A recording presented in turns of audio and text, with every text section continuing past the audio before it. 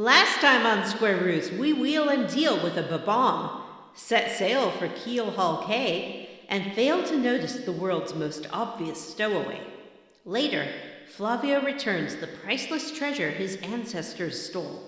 He must not be English. Boom! Take that, British Museum! You flamed!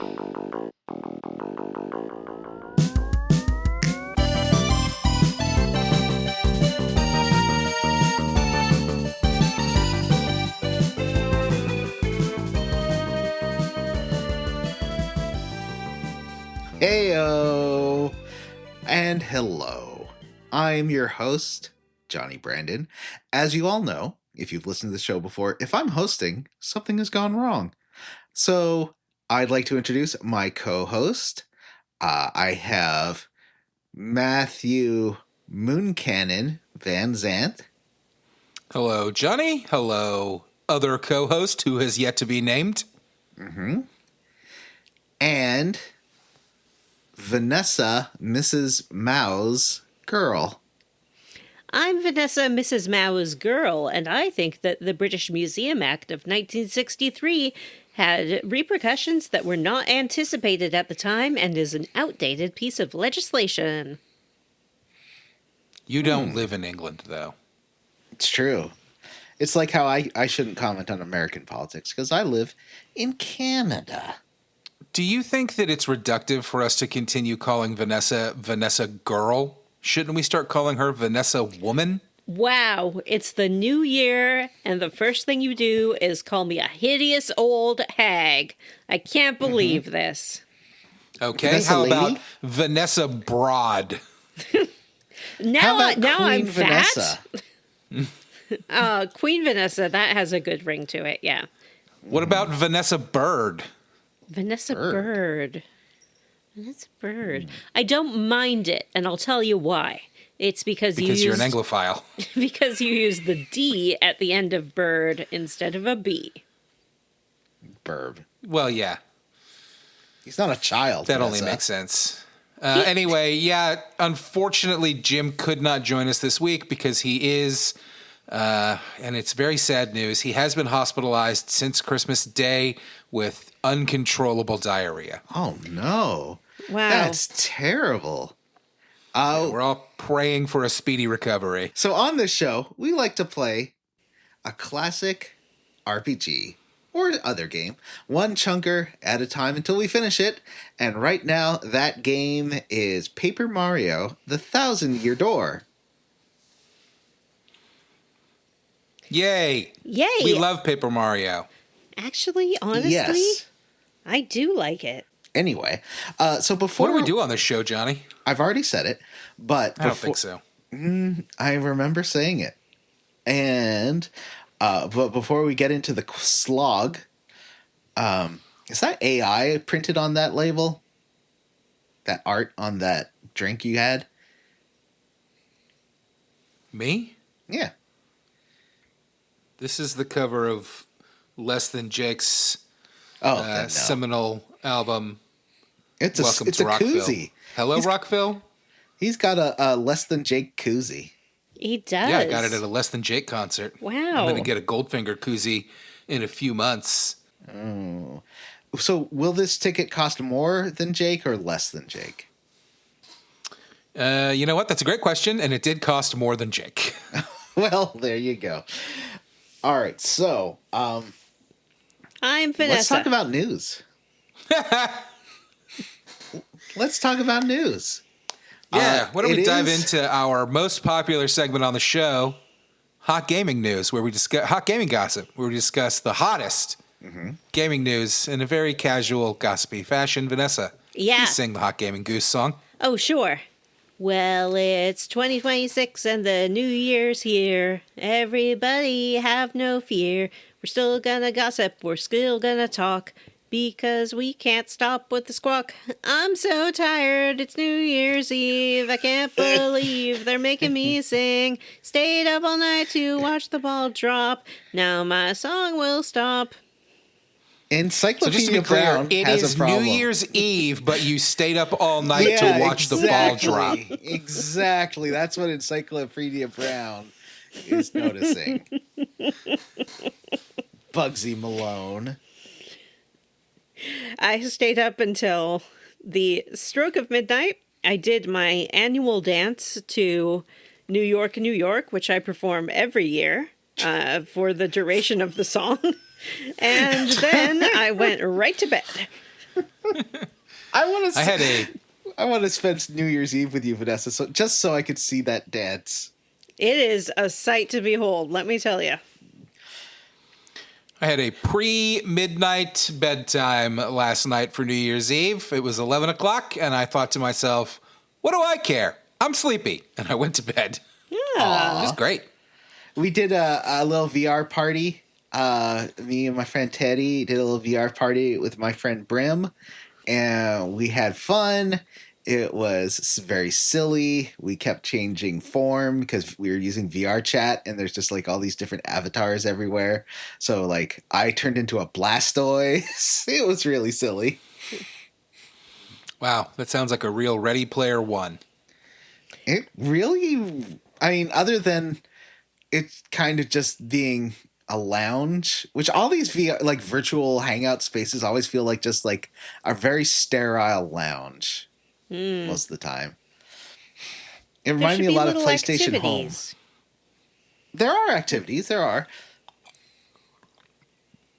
There's one where you can the world is a micro, so it's like the you're just stomping around this big city, but you're kaiju size, but then you can shrink someone else down to mini size and like pick them up and threaten to eat them. It's pretty funny. That's fun. Mm-hmm. For your friends. Yeah, it is very much a vor themed level. And there's this really nice like forest living room thing where it's like you're in this cozy, there's candles everywhere, and you're in this like cozy like hobbit hole, but it's in a tree, and there's all these like glowing fireflies around and stuff. Anyway, that's not news. That's not news. But Matt, how did you news? It's news to me. Okay, so Vanessa danced to New York, New York, then immediately passed out. Mm-hmm. Matt went to bed at 11:30. And I spent my New Year's Eve in a VR kink simulator. So what did Jim do? Well, as we discussed, he was in the hospital. So I assume that at midnight, he, since he's, had the uncontrollable diarrhea, my guess is that the staff had him sit on the toilet, and then they did the countdown and try, in order to sort of try to rebuild his bowel control, had him hold it until the strike of midnight, and then he blasted off to the moon. Yeah, he blasted off. He dropped it at midnight. Yeah, he made his own ball to drop at midnight. Oh, we both have cats next to us. Except for I don't want mine here. Go away. Mine is being very cute and well behaved. She's just. She did just look really at bad Dory last night because Dory was scared of the fireworks, and so I let her stay. I left my door open so that she could hide under my bed all night, something I'm loath to do because she's annoying. Mm-hmm. And I made sure she had food, and then I went to bed, and then she still woke me up at 6 a.m. meowing at me because apparently she's decided that that's just when I have to get up. She still had food in her bowl. She wasn't locked out of my room, and yet 6 a.m. there she was, meow, meow, meow, meow, meow. Porky just waits till my alarm goes off, but then she will not stop being annoying until I get out of bed as soon as my alarm goes off. I read somewhere that in the morning, cats like to check on each of their pack members. So it said that you just, wake up, look at the cat, and then you can go back to sleep and it will be satisfied. But that has never been my experience. Mm-hmm. When Dory was on screen, Porky was watching her. Well, okay. One last bit of nonsense before we start the news. I found out that if I have Skyrim on screen and there's a horse with its like twitching ears and wagging tail, Porky will stare at that thing and prepare to fight it. She's going to fight a whole horse? That doesn't seem like a good idea. Well, the horse is pretty small on the TV. It's not the biggest TV. Yeah, that's true. Yeah. She doesn't understand that it's not a real horse. A real tiny horse. I have some hot gaming gossip. Persona 5 fitness boxing. Is it real? It seems like maybe. They posted a teaser on the, I guess, the fitness boxing account that looked like Persona 5 graphics, and they were like, steal your heart with your fists for boxing. It's not exactly what it said. Listen, I glanced at the story. I didn't read it. That's why this is gossip and not news, but that's my general understanding of what's happening. Johnny, do you have any other details? I have played Fitness Boxing 2 and Fist of the North Star Fitness Boxing. They also have a Hatsune Miku Fitness Boxing, which I haven't tried because I'm just not a big Hatsune Miku fan. But yeah, the problem is those games aren't very ambitious. They don't do that much, at least with Fist of the North Star, to adapt the game to the license. Like, they did a little bit. I just feel like they could be... If it was more like I had a quest mode, like Ring Fit, I think I would be way more into it. Because I like a quest mode. Mm-hmm. What if they have like a Persona 5 style story in Persona 5 Fitness Boxing? Well, would that entice you? Yes. That would be pretty cool. Would I have to finish Persona 5 first, though? So we have to play that this year, Matt, so that I don't get spoiled when I play Persona 5 Boxing. Yeah, just whenever you have a 2-month vacation, you let me know, because I don't know how we play it otherwise. Because it is a 100-hour game. I could play that while I'm charging my car. Mm-hmm. I mean, I'd love to play it. I think it's a great game. Well, yeah, we'll see. I also think it's a great game and would love to play it again. Mm-hmm. And it's a 2017 game, so it's almost 10 years old. Hey, that's more of a guideline than a hard rule. Yeah, it's 9. Yeah. It's fine. We're getting rid of that rule anyway. We don't care about that anymore. Matt, flush that rule down the toilet. New year, new rules. I would love to know who first broke that rule, actually. Not me. There's I feel like those Telltale games were not 10 years old at the time. But I could be wrong. I mean, it could have been me with my BioWare machinations. No, I don't think so. What about when we played Final Fantasy VII Rebirth? That for sure. Remake. Yeah. Listeners, if you know who first broke the rule, write in to squarerootspodcast@gmail.com. Yeah. And also remind us what games we've played for this show, because we can't remember. We cannot remember. We've played both of them. We've played Rebirth and Remake. Yes, we did.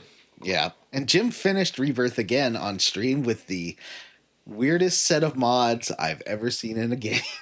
That's some great hot gaming goss, and we should definitely talk about it. And maybe we now he's fixed it, so it's fine. We can plug the streams while we talk about it.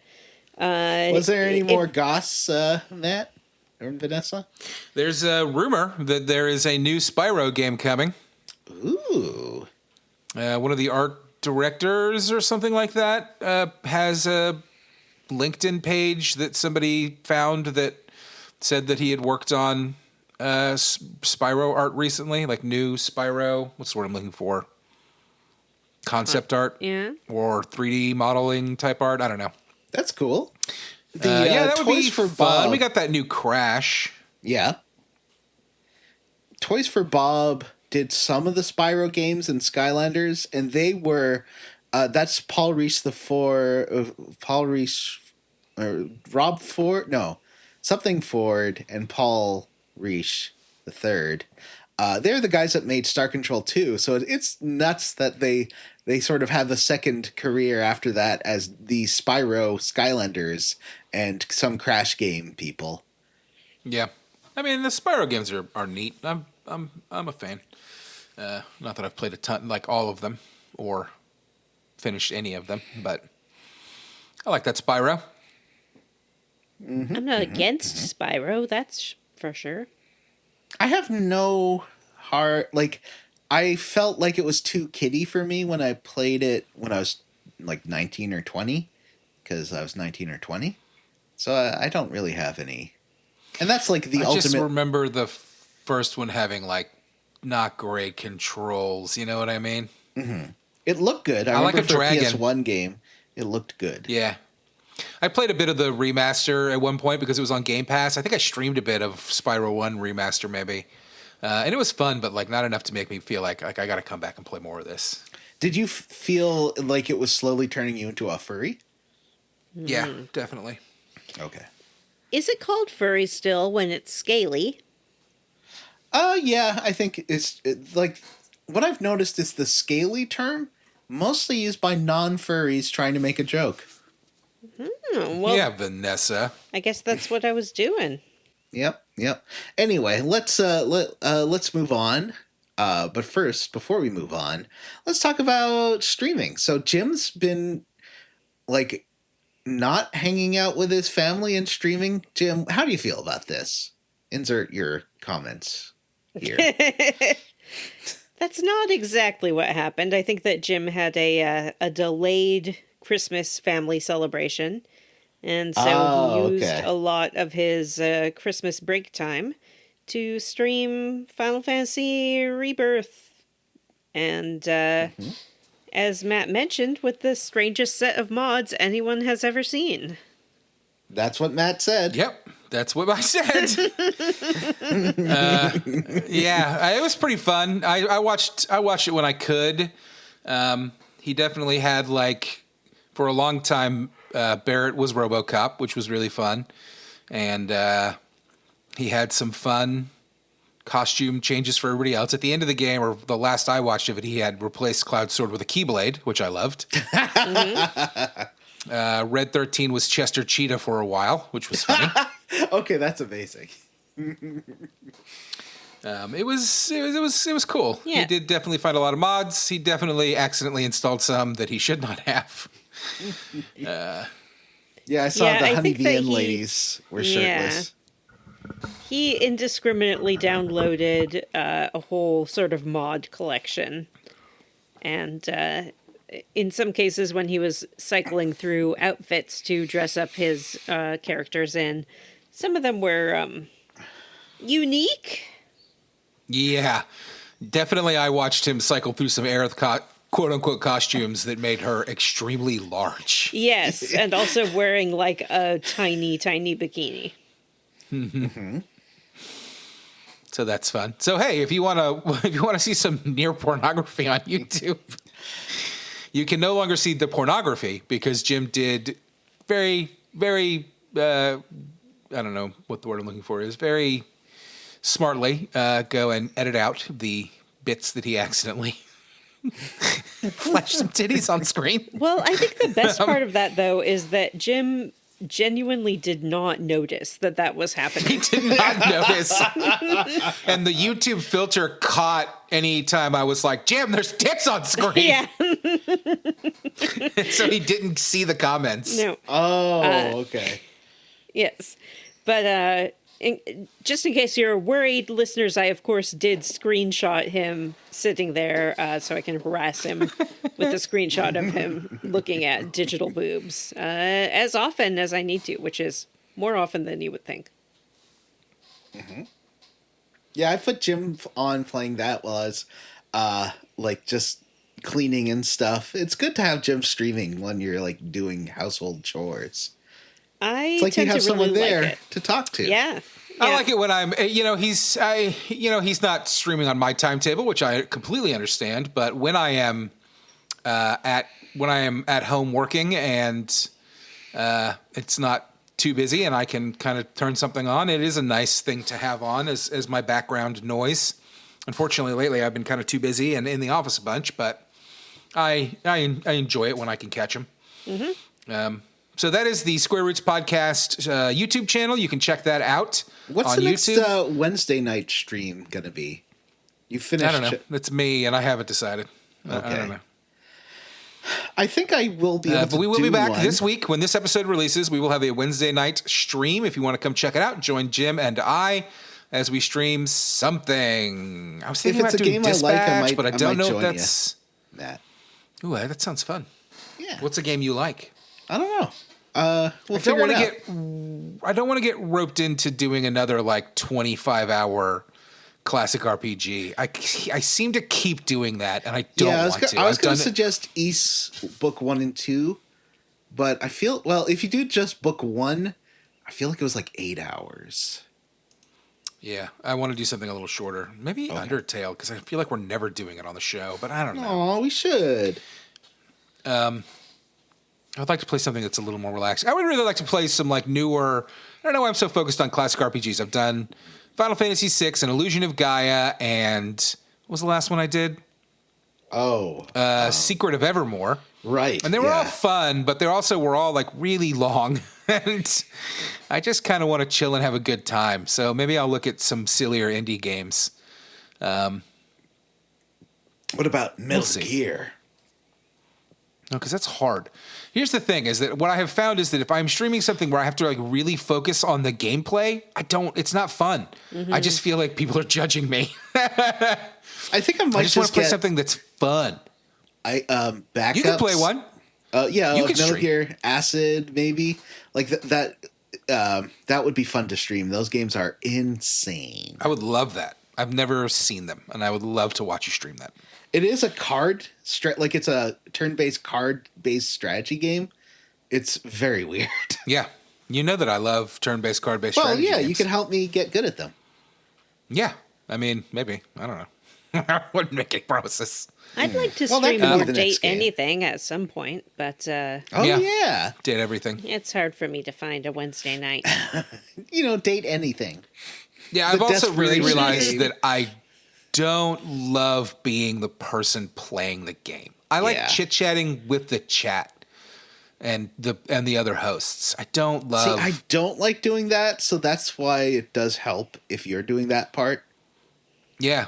I like doing that, and I don't like actually sitting there and like playing the game. I feel, I don't know. I feel Judged. more on display or something, or judged, or I don't know. Exposed. Just, yeah, maybe. Like your peen is out and everyone's pointing at it. Yeah. Yeah, and that's happened to me too many times in my life for me to want to go through it again. Yeah, I know. It's rough.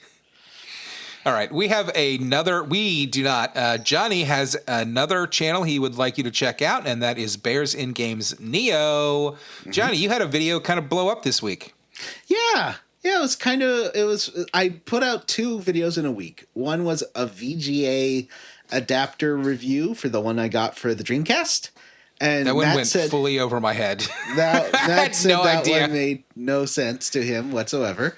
To be fair, I was watching it while I was working. It's tough. Yeah, that one's very visual because it's sort of comparing like different video outputs. And that one has got 83 views so far. And meanwhile, let's see. So I did a RCRT's Magic sort of a look at what people are claiming and is it true and what kind of CRT do you need. Unfortunately, my big CRT died during the making of that video, which was sad. Terribly ironic. Yeah. Yeah. Well, it it's a just whole goes to thing. show those things are actually very fragile. And that's a huge downside to them and why people switch to panels that are, not 300 pounds and, well, they're cheap to replace. Comparatively. Okay, so this video has got 9.3 thousand views in the first 5 days. Wow. That's amazing. Yeah, and I've got 100 and something new subscribers, 148 new subscribers, which is great. Mm-hmm. I'm excited. Lots of comments. Well lots deserved, of discussion. you know? Yeah. I say it every week on this show when we record and we talk about it. I love your channel. It's fucking fantastic. So Thank you. And even though I don't understand everything you're talking about when you talk about technical things, I really appreciate that I can tell you understand what you're saying, if that makes any sense. Mostly. You know, like Almost always. Like the electrons flying at the phosphor-lined tube through a screen, I get that that's what's happening, but I still don't fully understand that. oh, nobody does. Scientists just Yeah, I don't know pretend what they you understand just these said. things, but they don't. they just make the thing point at the thing, and the thing happens, and they're like, "We did it!" Yeah, it glows. But it wasn't like I'd say doing that last video was really interesting to see on. It has to be on the right kind of CRT. It's not all CRTs. It has to be like a cheap CRT that gives the effect of more detail. Because on like my big boy behind me here, it doesn't work because it's too good. But on a crappier TV, it does this like cool effect where like a carpet looks like weird little stitching, even though it's just like dots. I don't know. It's cool. It's a neat little trick. That's all I'll say not on all that. CRTs. I'm not hashtagging that, Vanessa. Oh, okay. I don't I think use it's a pretty good hashtags. hashtag. No one Yeah, that's hashtags fair. anymore. Only I mean, Republicans people definitely hashtag. do. Yeah, only What? fucking psychopaths that still use Twitter. Wow. Oh, yeah. I guess Do you that's also, like me, look askance at anybody that's like, I still got to use Twitter for this? And I'm like, yeah, you don't. I Yeah. don't. I mean, I could be promoting my stuff on Twitter, but it didn't. I used to do You that. don't want those.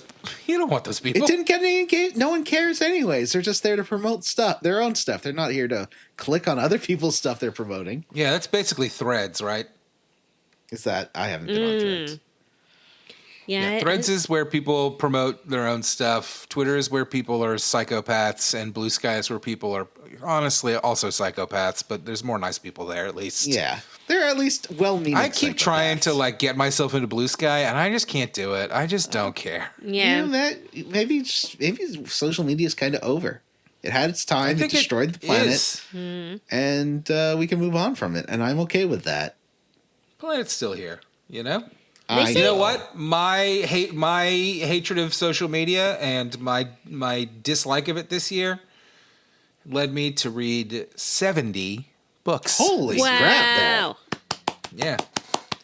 Thank you. I almost didn't finish the book I was reading last night just so that I could end it at 69, but it was a good book. And I was reading it. Nice.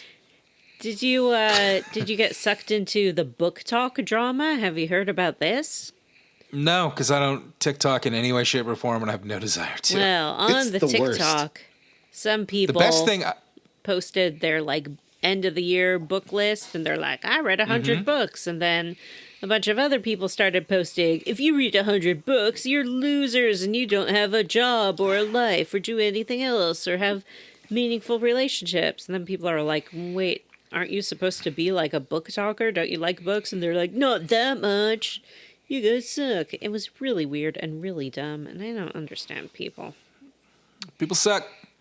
My favorite thing about TikTok is that it does not allow you to view TikTok links unless you have the app, which I do not have. So people send me TikTok links, and I can just go, sorry, I'm not downloading the app. Yep, that happens to me a lot. I don't like anything that's like starts yelling or playing loud music at me when I'm just like looking and doom scrolling, and that's what TikTok is. I don't want it. It's too loud. I'm too old. I don't need a video. I don't need videos. I prefer text. What do you want from me? I'm old. But all right. it did lead me to restart my YouTube channel because I tried YouTube and I was like, I tried TikTok first and then I started posting on YouTube. And I was like, I like posting to YouTube more than I like TikToking. So that's why I restarted my channel. The Square Root stream, we stream to YouTube. We don't stream to Twitch. I don't know why, but I just don't fucking like Twitch. I don't like it. I don't have a good reason for it. I don't like it. I don't like the app. I don't like going to it. I don't like how everybody's fucking bits and subscriptions and all this shit. Like it just, I don't like it. It feels I just very wanna monetized in an Watch annoying videos. I like a Patreon. I mean, listen, that's what we do on the podcast here, obviously, but I like a Patreon. Start a Patreon. That's it. I'll pay for your Patreon if I want to watch your stuff. I have like a bunch of $1 Patreons where I'm like, oh, you know what? I maybe watch your stuff a bit, and I just want to like give it a little tip every month, and I'm fine with that. Anyway, you know what? Why isn't there a Bears and Games Neo Patreon? I was going to do it if I hit 2,000 subscribers, so we'll see. Okay, I think you should, but I'll join it when it's there. Yeah. So probably by the end of this year, I think. Anyway, how about we move on to the topic at hand, which is Paper Mario, Thousand Year Door, Chapter 6 and 7. Whoa. Paper Mache 6, Mario. 7. Oh, shit. Good God. Jim streamed for 5 hours yesterday? Yep. Mm-hmm. That's what ended him up in the hospital. Yeah, that's true. On Christmas, he was streaming from the hospital, right? Mm-hmm. So, if you remember last time, we opened a map and it told us we had to go to Poshley Heights. That's what Professor Toadstool? No, Goombo? Yep. What's Professor Frankly. Frankly, yes. He doesn't have a Goomba-related name. I don't trust him. Do you guys trust Professor Frankly? I keep expecting him to turn on me. I've Just 'cause he's a finished the Goomba? game, so I feel like I can't answer that question. Good. You know what I mean? Yeah. I feel But like yes, I imagine it is because he is a Goomba, and Vanessa is racist against Goombas. Well, I don't know if it can. Well, I guess it's sort of racism if I want to eat them. It certainly dehumanizes Do you think Goombella them. and Frankly will be the final bosses, Vanessa? I don't think that Goombella's in on it. I think that Frankly has been manipulating all of this from the start. I think he's not telling us everything. I think he has some kind of evil scheme. I don't trust him. I do want to jump on his squishy Goomba head, and when he's smashed flat, I will put him between 2 pieces of bread, put those into a panini grill with some mozzarella cheese, and then I will eat it as a Goomba sandwich. I got a new grill, like panini grill / waffle maker for Christmas. Oh, are you going to put a Goomba in there? Panini grill I could. / waffle maker. Yeah, it does both. It has these like the metal plates that go inside. One's like bread shaped and one's waffle shaped. Oh, okay. I understand now. That's pretty neat. Yeah. So you swap them out depending on what you're going to do. I don't like making waffles because when I make waffles, I burn myself.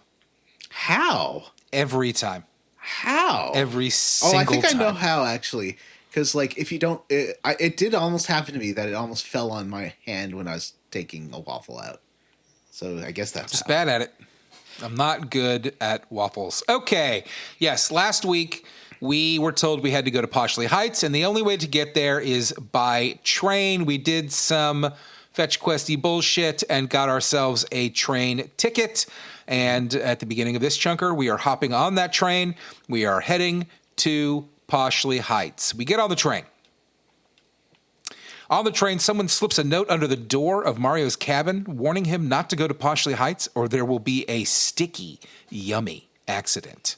That sounds Doesn't necessarily delicious. sound bad. Yeah.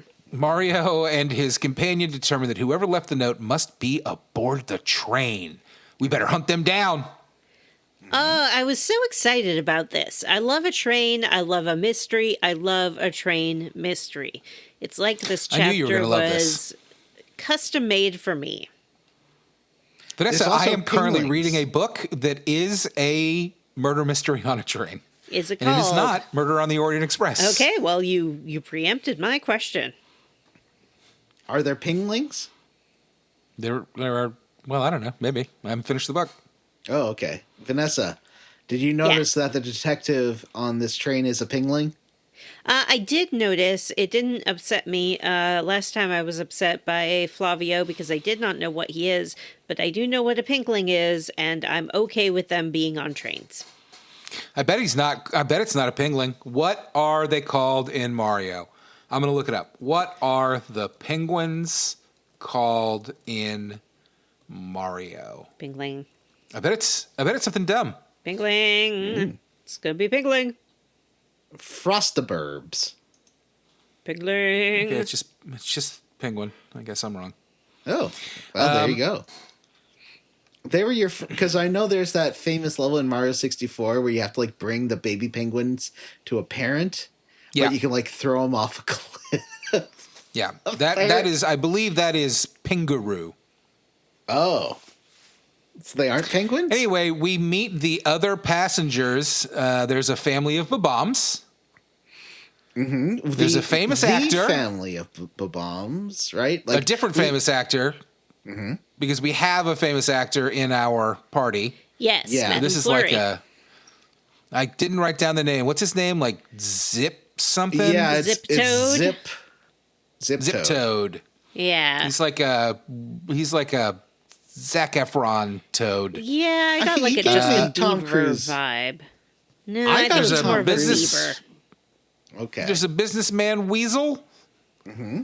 And there is a Hercule Pingro. Piringu. Ping. Vanessa- Piroquin? I don't know. Penguin. Pingule. Pingro. Now, this family of bombs you've met before in Yeah. at the Glitz Pit because they were vacationing in Glitz. What's the name of that town? Glitz Manor? No. Glitzville. Glitzville, right. Yeah, they're vacationing in Glitzville. One thing I appreciated is that they do call you Gonzalez because they are familiar with your wrestling career, so they call you That's by your right. stage name. I love Yeah. that. And I love that the Yoshi calls you Gonzalez for the rest of the game. Yes. He refuses. I mean, he you know what? He's not going to dead name Mario. He's like, you said your name is Gonzalez, so that's what I'm going with. We inform the conductor about the threat of the sticky, yummy accident. And then we come upon a scene. The passengers are all gathered in the dining car, and someone has stolen a pot of stew. Mario on the case. What a mystery! I love this mystery. Vanessa was asking if the assailant was a Johnny boyfriend. And no, but... I mean, it's a terrible this whole thing's a fat-shaming fat joke. Oh, it but is. It's so Yeah. stupid, and I love it. Oh, that's why Vanessa likes this so much. Yeah, I love it. I just about got out my tuba and played a little a song of appreciation for this chapter. Yeah, we follow some stew prints on the ground, which lead to the room of a very corpulent toad. We search his room and find the empty stew pot. Busted! Fungi? More like felon guy. Yeah, Oh, he just got liked it. the stew so much, he had to lick the whole thing clean. I did like his next day shame about it. I went back to this train at one point, and this might be a mild spoiler for you, Johnny, but I need you to know that you can go back and talk to him, and he did tell me that he was no longer able to leave his room because he had eaten so much.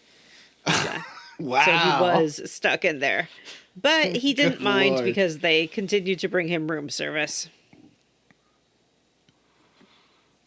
Well, As long as you're a that's paying just customer, right? Train of enablers. Yeah. Well, that's great. And the cast of characters also includes a lady celebrity, but she's like not a major celebrity. I didn't talk to her. Oh, she's a prostitute. What? She is a prostitute. What are you What? talking about? I the thought she was like prostitute a on the film train? star. No, she's a prostitute. I didn't get the don't impression think she was a so. prostitute or a film star. I thought she was just a socialite. Oh, okay. I should have tried talking to her with Mrs. Windy. What's her name? Madame Fleury. But I forgot to. How do you know you did she's go a to her house later. prostitute? Mrs. Wendy. Yeah. Like, what makes you think I that don't this think she's- toad is a sex worker? Yeah, that's a good question. It's just a vibe.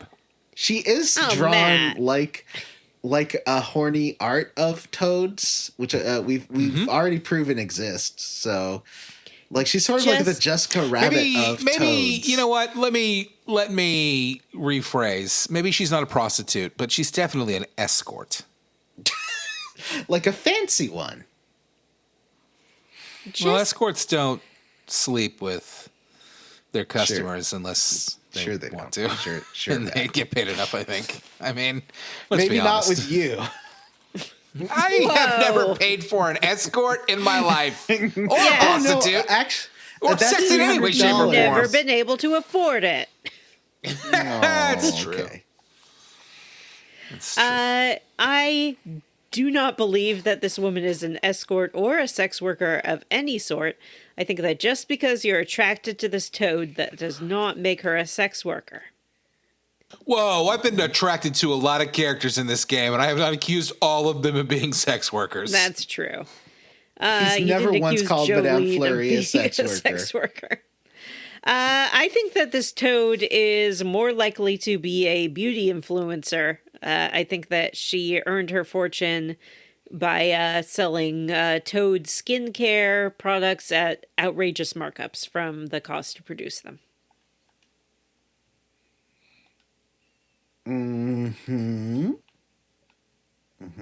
This game was originally made in 2004. Were there beauty influencers in 2004? There weren't, but there were celebrities who were like getting into the beauty, like their own like beauty lines and things, I think. Yeah. And that when did Goop start publication? Oh, great question. It's like the 2010s sometime. Was it? It seems like it's been here forever. I know. In a negative way. Mm-hmm. Seems like it's been here forever. Parentheses, derogatory, close parentheses. Yeah, exactly. Anyway. So we solved the mystery, and now our train journey's over. Mm-hmm. So the fat guy was sending the threatening notes? Time passes, and it is dusk. We talk to the penguin detective, and he's been informed of the threat as well. He also thinks that we're Luigi. Yep. Yeah, because he recognizes the hat. Maybe he's colorblind. He didn't notice the M on the hat, though. At this point in the game, I had found a Luigi outfit for Mario and did make him wear it for the rest of the game. So it was not surprising to me that people thought he was Luigi. Did you know that if you put on the Luigi outfit and the Wario outfit at the same time, you get a Waluigi outfit? No. Yes. What? Oh my gosh, I want to try it. That's what I wore for the rest of the game. I went back to Wario. I like the yellow better. I like the purple. Anyway, he being the Detective Penguin thinks that we should check out the Bomb family because he is a fucking racist and that is profiling.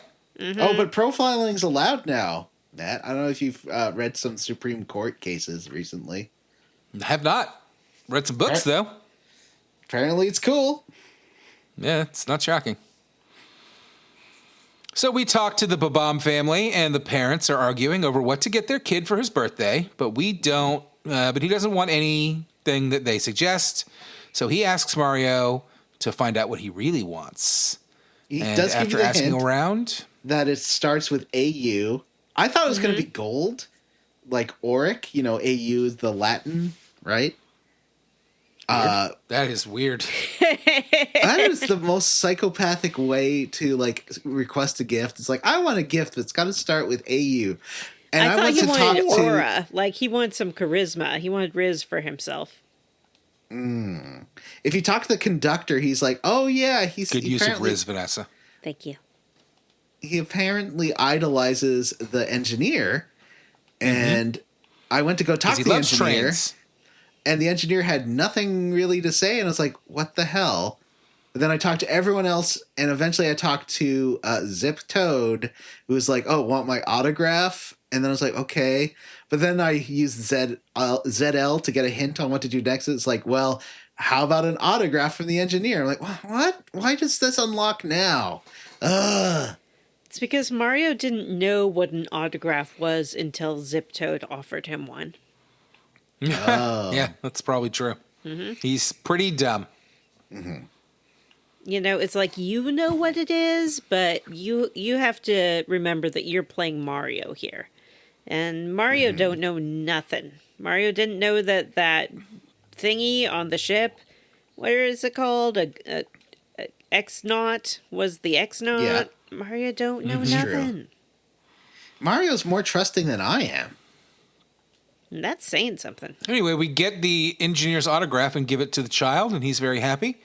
And yay, that's mystery number 2 solved. Hooray! And the waitress and the sex lady, they both have little quests for you too. The waitress wants to find her shell earrings, and the celebrity has lost a gold bracelet or something. Yep. Yeah. I don't remember what the payoff for that is. Well, when you return them at the end of this chapter, you get a reward from both of them. Yeah. I think it's more that it becomes significant that they're missing. Yes. Yes, it does. The time changes again, and now it is night, and another mystery presents itself. The conductor is missing a blanket and suspects a stowaway. Whoa. Hello, Jim. Do you want to do the intro again? We can start from the beginning. That'll be fine. No. Well, where were we? How do we reintegrate? Well, we were right at the finished the second mystery. Onto, I even though I really like the fat guy mystery, I think the spooky ghost mystery is my favorite mystery. I don't know. What about? Yeah. So we need to find the blanket. And is it we go talk to Fat Guy and he tells us that he's hearing noises from next door? Yes.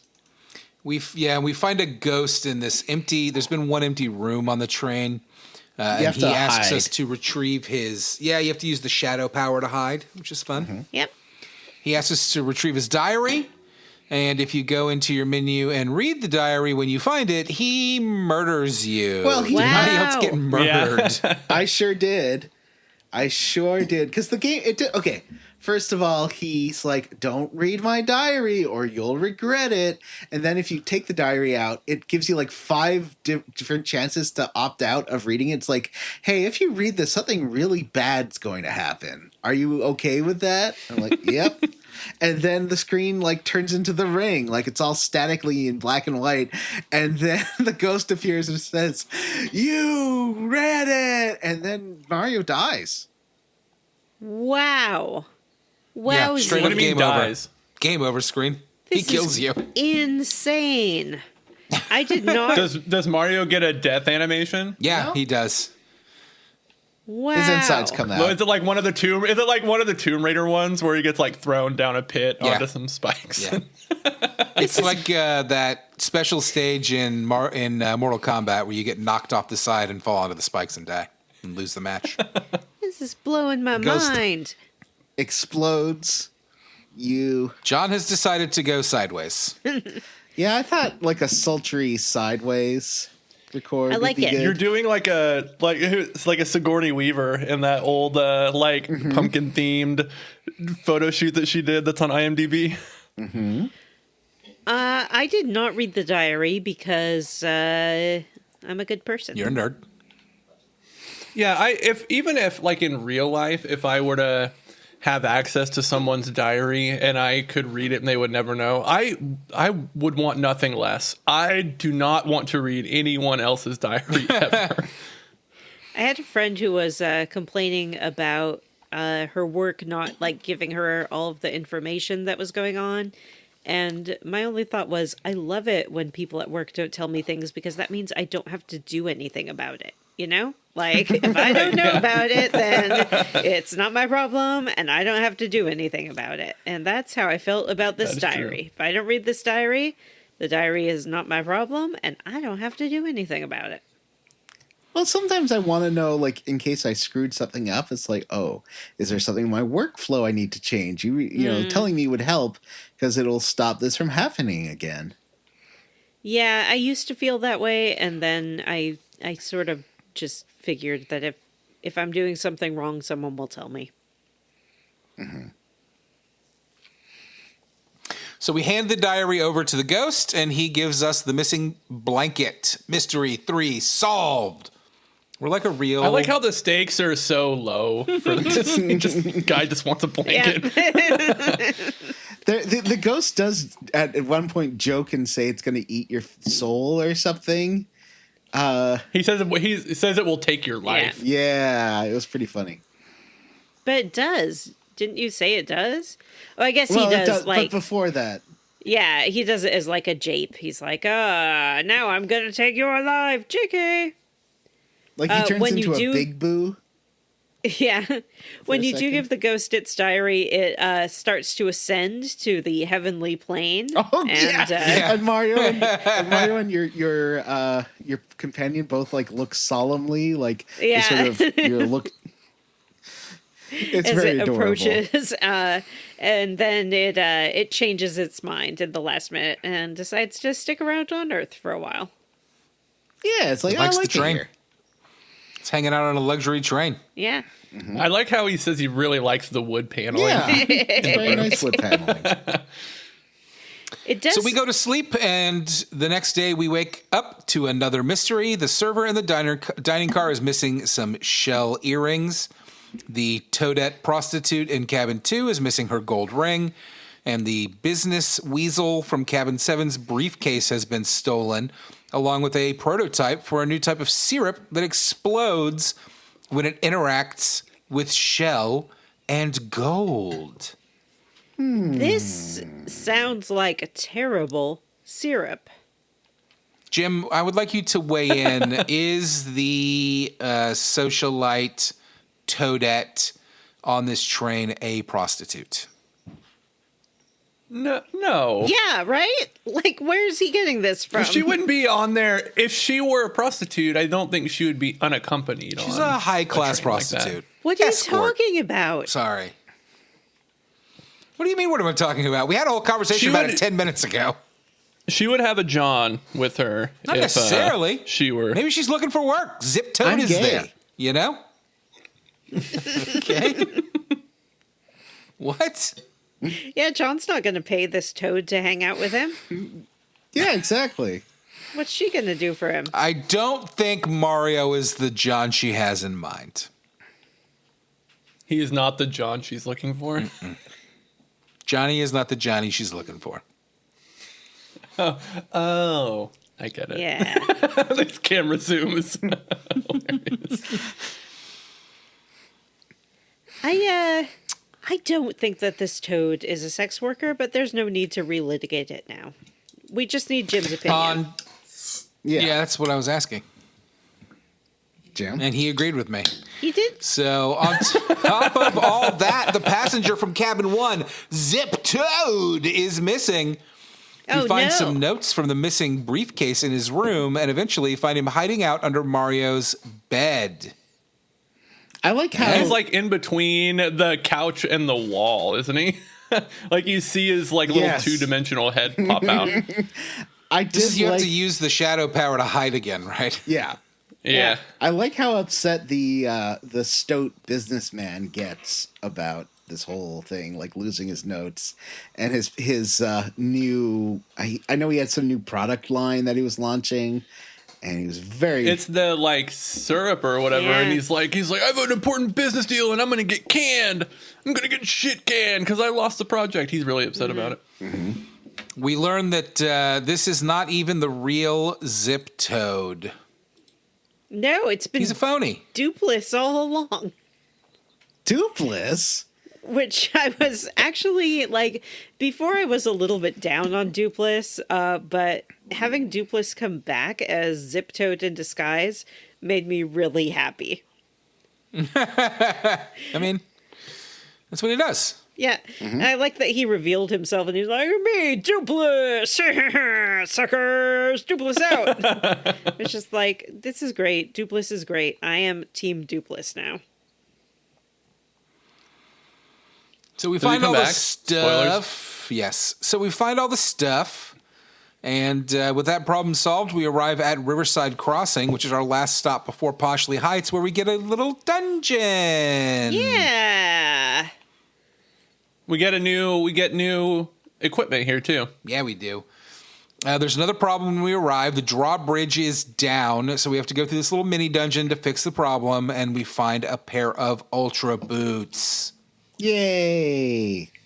Mario can jump super high now. You can finally And, get like, that swing stupid on a fucking bar. treasure chest. Yeah, that Yeah. It's big been old treasure staring you in the chest. face since the beginning of the game. It's not evil. Mocking you. What treasure chest are you talking about? In Rogueport. In Rogueport, in the main square, behind the noose, there is Right a next treasure to the chest bar. that has been too high to reach the whole game, and now you can get it. So we do that. We hop back on the train and go to bed. And in the morning, all the passengers are missing, and the shopkeeper Toad is knocked out in the shop. You search around, you head to the engine car, speak to the engineer, and then wait, when we do, a bunch of... wait. I know you want to rocket ahead, but can we talk about this little dungeon and the puzzle where you have to jump on, like, the spinning gears? Because that was some bullshit. That one sucked. Yeah. You have to go first one, second one, third one, then back to the second one, and then third one, and then fourth one, and then off. It was real It's That just took me good like puzzle design. 15. Took me like Definitely 10 was minutes not to figure tricky out. in any way, shape, or form. This is a game for babies. It asked you to jump backward one time. Yeah, but, I mean, it didn't explicitly say that you had to do that. You had to figure it out on your own. Yes, that is how puzzles Yeah, work. That's even- like how when you play Wordle in the morning, it's not like, the word is cream. That You have is to, how like- it is when I play Wordle in the morning, because just about every other day you message what the Wordle of the day is before I have the chance to play it. I did that one time. Once. I and did it once, did too. not realize that you were still playing Wordle. I didn't know anyone was still playing Wordle. I mean, the I fact just that we're jumped sharing on board Wordles, A the week fact that ago. we're still sharing them, like you guys were sharing them in the group chat earlier today, and I was like, got a flashback to COVID Yeah. when everyone was doing I Wordle. was just sitting on the toilet one day bored and was like, remember Wordle? And I did a Wordle and then I shared it with the group and Vanessa was like, how dare you tell me what the Wordle is today? I'm on my 1600th day of Wordles. You know, that leads me to an interesting question I'd like to ask the group. Do you guys have toilet games on your phone? Yeah, it's called like Wordle. games that are specifically. Oh yeah, Wordle is Matt's toilet game, but you guys have a toilet game that is or is different from Wordle? I don't play games on the toilet. Yeah. I try Other to... than games with himself. Ho, ho, ho, whoa. Not on the toilet. Ugh. That's where I poo. Yeah. I try to maintain a diet with enough leafy greens that it doesn't become necessary for me to have pastimes on the toilet, like in that What? sense. If you're not Oh, spending okay. 20 minutes on the toilet, what are you doing with your life? Good Lord. That's me time. That's relaxation time. 20 minutes is when I've had 2 cheese pizzas. Jesus Christ. I don't need me time in the bathroom because I don't have children, I guess. Yeah, I think that's Vanessa and I's answer to that one. Mm-hmm. Yeah. Back when I was married, my now ex-wife used to get really mad at me about my 30 minutes a day on the toilet. I was just like, but nobody talks to me. What are you doing in there? Playing video games on my phone. Leave me alone. I'm trying to figure out the Wordle. So, Jim, what is your toilet game since you brought it up? Yeah, Jim, what's your toilet game? Yeah, I have a couple actually. He's pulling his I phone have out. one that is His feces I have covered one phone. that is called daily number match. You can't really see it. It's like a puzzle game where you have to eliminate numbers. And then I have one that is called math crossword. And you're supposed to finish equations, but it's in like a crossword format. So you have to figure out which numbers go in which areas to complete the crossword So you're puzzle. telling me that when you are on the toilet, you are doing math. And that is fun for Kind you? of. My alarm clock is also math. Oh my God. I My alarm got clock is a cat. I got very into a game called Clues by Sam, which is a daily logic puzzle game. Yeah, A you friend shared of that with mine. us. I did it once and was like, I hate this. Yeah, a friend of mine got me into it, and now we every morning she sort of sends me her results, and it's usually before I've even gotten out of bed. 420, blaze it, John. Oh, yeah, it's true. It's my alarmo.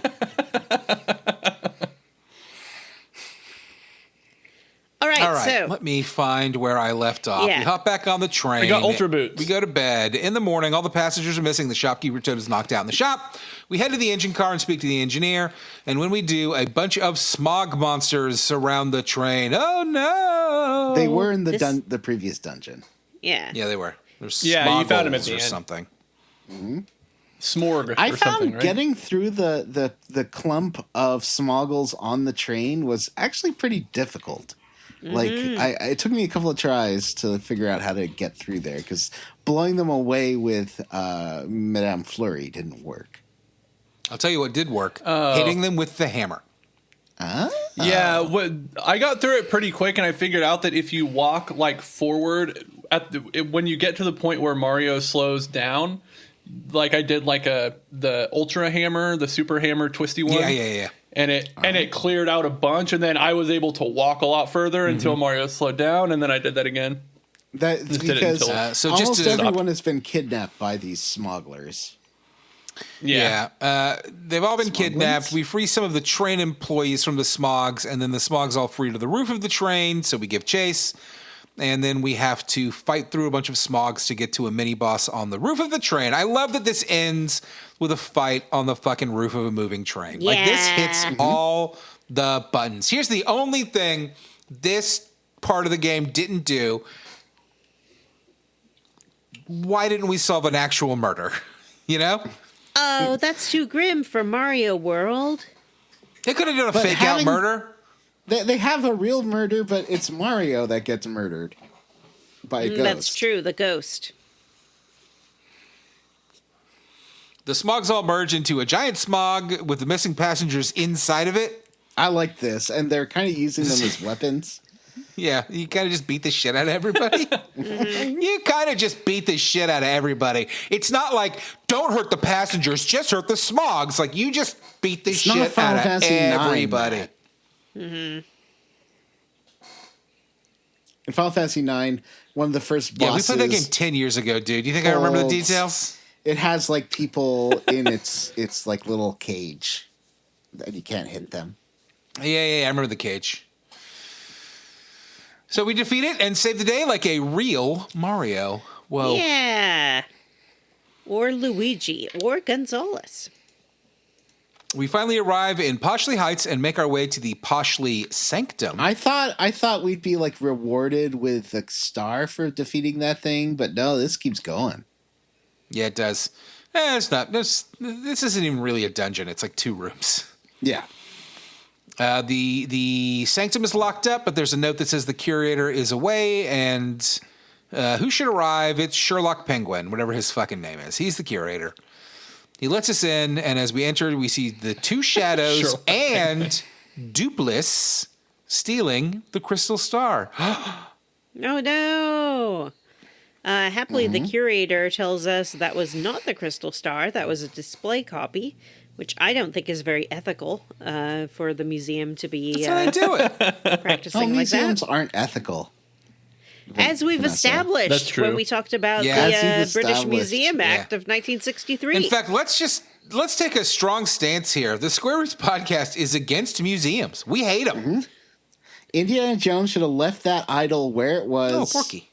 yeah. And not Yeah, taking that- it to a museum. You know where that cross belongs? That cross belongs in the hands of a private collector who has amassed enough capital to be able to afford a unique historical artifact to enjoy Wait, that's in worse. their home. Yeah. That's worse, Vanessa. And they deserve to 1, own it, and then 2, never display it and only have it listed as an asset for tax purposes. Exactly. That's what that is That for. is why our ancestors made it. That's why Wu-Tang made that album.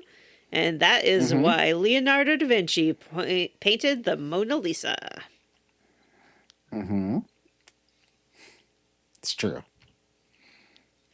So the museum guy says, no, that was just a display copy. The real star is here, but I'm not going to tell you where it is because you're such a great detective. I bet you'll be able to figure out where it is. This guy doesn't know where the real star is. It's so obvious. He's like, I totally know where it is, but I bet you don't know where it is. Come on. Come on. You think Luigi Gonzalez is going to fall for that? I don't think so. Wait, is Gonzalez Mario's first name?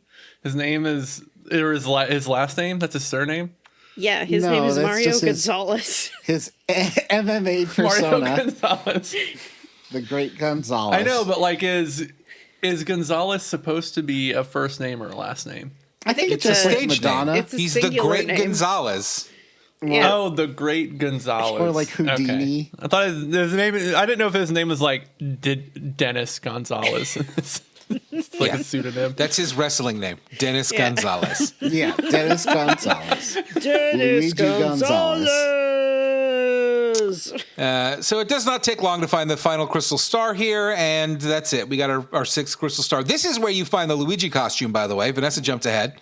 Mm-hmm. This is where you find the Luigi costume. And Jim, did you know that if you attach the Luigi costume badge and the Wario costume badge, your costume is Waluigi. Wario.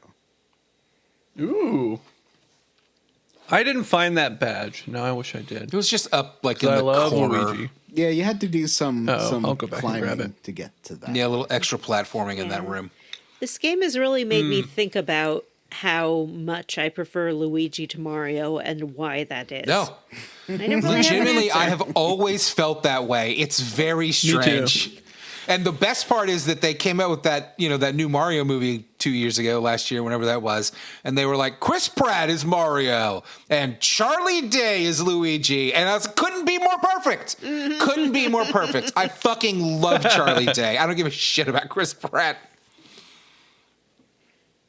And that is the end of chapter John 6. Leguizamo to Charlie Day, but you Yeah. know, Leguizamo.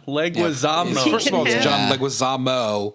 And second of And all, what the fuck are you talking about? Who's the guy who played He was Eddie Luigi. Valiant and Mario in that movie? That's Bob Hoskins. He looks so much like my dad that when bear guys like objectify him, I'm like, no, that's gross. That's my dad. He's British too. Didn't your dad have a British accent? Or is it just yeah, your he mom? sure did. Yep. That's the end of chapter 6. Cut to X-Not Central. Lord Grotus learns about the fake crystal star and is pitching a fit when one of his minions whispers something in his ear and he says, treason! Uh-oh. Cut to Peach in her room. The door opens and she heads to Tech's control room. after taking a shower. Actually, it kind of looked like Matt was busting some rhymes, but had to mute them because they were too hot for this mic. He's like... That is how I feel about Matt's rhymes. Vanessa, if you choose to shower as Peach every time you have the opportunity to do so, you are just putting on a show for Tech. I mean, that's an intentional choice you're making to strip for Tech. Are you kink-shaming Vanessa? I'm merely pointing it out. Maybe it's an intentional choice to prioritize hygiene in 2026. Maybe that's my New Year's resolution. You ever think of that? Oh, yeah. fuck. You ever think about that, Matt? Oh, fuck. She said it. She said the date. I don't like it. 2026? No. We're in the late 20s, Matt. The late 20s. Oh, no. Yeah. Whoa. If we were a woman, we would need to get married now or die an old maid. Or Leonardo DiCaprio would dump us. Oh, yeah. Leonardo DiCaprio is going to dump the world. Yep. Good. Tech cuts right to the chase. He urges Peach to escape ASAP and reveals why Grotus has been keeping her prisoner. Reveals to her, not to us, which is fucking annoying. I like it.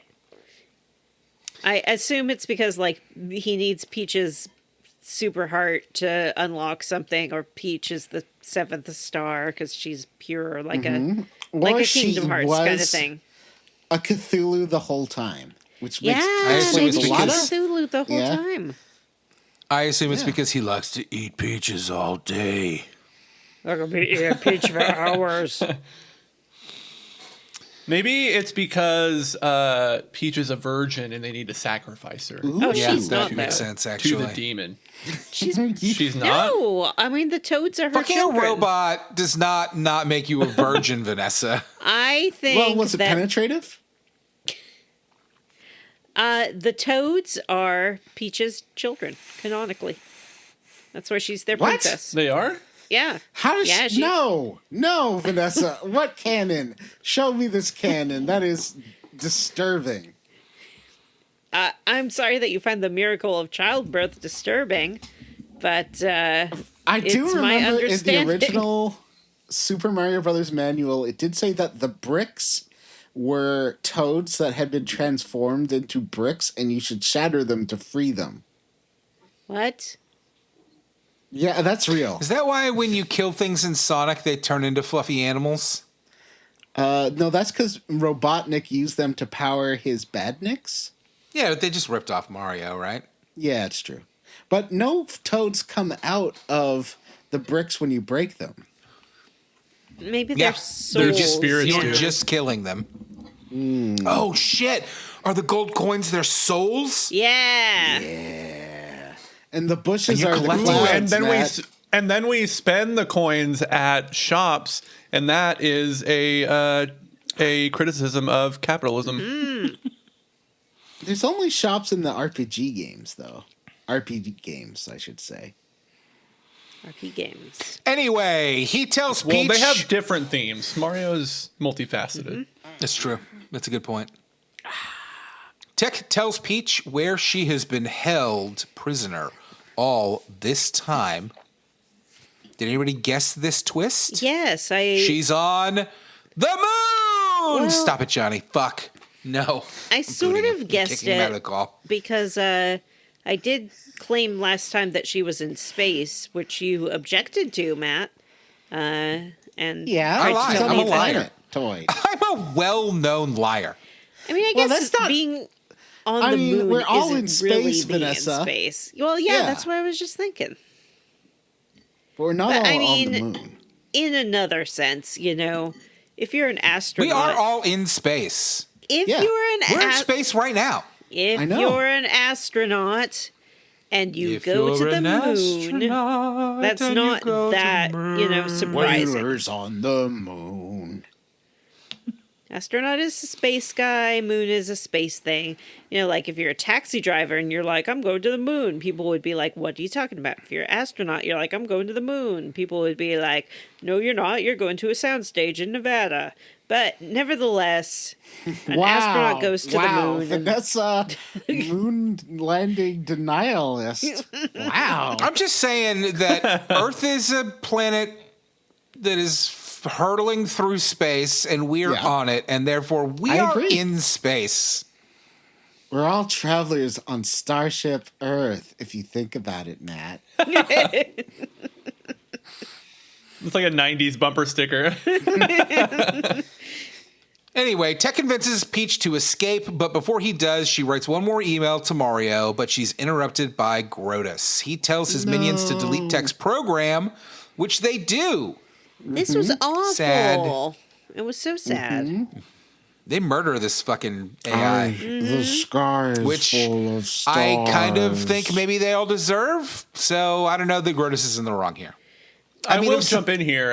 Unplugging an AI is not murder. Wow. If you told me today, like, I'm killing Grok, I would be like, cool, fucking do it. Yeah, You're not that's true. killing it. You're turning it off. Mm-hmm. It's not a thing you can kill. Grok I does mean- look at Peach as he is turned off, and with his last bit of energy, it says, Princess Peach, I love... And shuts down. Well, he also fires That would off be- Peach's last email as he dies. Yeah. Which, that's what you want out of an AI, frankly. Like, he did a good job. It would be funny if the last thing he did before getting shut off was send Peach a dick pic. It's just a bad dragon dildo. Yeah. It's a picture of like a robot penis. It's like it's a penis, but it's in like Matrix code. Oh, I've seen that penis. People post that everywhere. Cut to Bowser in Rogueport. Bowser is bummed out because he doesn't have any crystal stars and he can't find Peach. Matt. Is a penis in Matrix code just the number 8 and then 4 equal signs and then like, what would then I guess brackets or something? Oh, I was thinking of like, what's it called? Like ASCII. ASCII. Yeah, that ASCII penis. That's all over the place all the time. Never once in my life have I seen an ASCII penis, so question yourself. You were I not on suggest enough you spend BBSs as a teen. More time on BBSs, yeah. Big, beautiful... Server?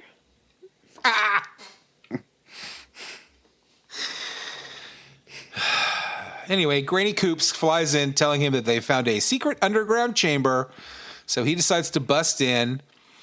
As he stomps away, Luigi sees him, and we get another Super Bowser level. And for some reason, I was fucking terrible at this one, and I died like 5 times.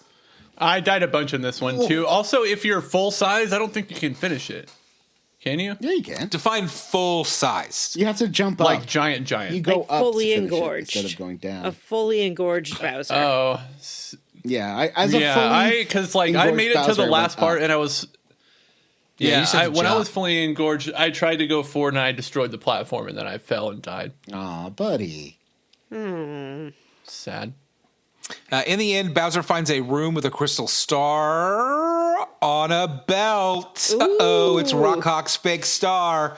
And who should intervene but the Rockhawk himself? He tries to drop kick Bowser, but he hits the old hag Koopa instead. Yeah. Bowser flattens him. Her name is Cammy. Yeah, and she's not a hag. I don't think that's true. She is a hag. She is a witch that flies around on a broom. Kammy, because she's a Kamek, but a lady Kamek, and it's Cammy. Mm-hmm. Hey, can I just correct the record really quick? Yeah. John, you said the ASCII or emoji penis is an 8 and then like 4 equal signs. 6 equal signs. That way. Sorry. I guess a capital D, right? Is that the head? Yeah. I think that's right. And then some like carrot brackets coming out of the tip of it. I was going to say it's like 2 equal signs, but I guess... Or a tilde. It's fine. It's fine. Different strokes for different folks. 1 or 2 equal signs is just as good. I like that the internet has been coming around to all sizes of ASCII dicks. Lately, and celebrating all ASCII dicks of every size. And I think that's nice. And if it's one ASCII thing, it's a micro penis? No, they call it the polite term is nub. Oh, Is that it? sounds less polite. Yeah, I don't like that. One sounds like a medical term and one sounds like an insult. I just read about... That's what the internet's been calling it lately. Read about Catherine Ryan, British comedian Catherine Ryan and Matt Crush's husband, has a micropenis because of testicular torsion or something like that he suffered as a child. Yeah, it happens. It's that fine. can make your penis So you're saying I got a shot? Yeah, I'm saying you got a shot. Maybe it's not Hey, like... girl, I hear you like tiny dicks. I think it was like he got... It was some kind of like ski-doo accident, and maybe he pulled a muscle in his groin, which caused like... Oh, that reminds me, there's a joke that Will Forte says in a movie. I can't remember the movie, but he's like, somebody goes, how have you been? He's like, great. He's like, got a new job, I got engaged, and I got into an accident, or a bicycle accident that made my penis bigger. Oh, that's nice. Anyway, the fake crystal star breaks, and Granny points out it's a fake to Bowser, and he's sad. That's fucking it. That's the whole goddamn scene. Well, at least there's no more fake stars for him to find.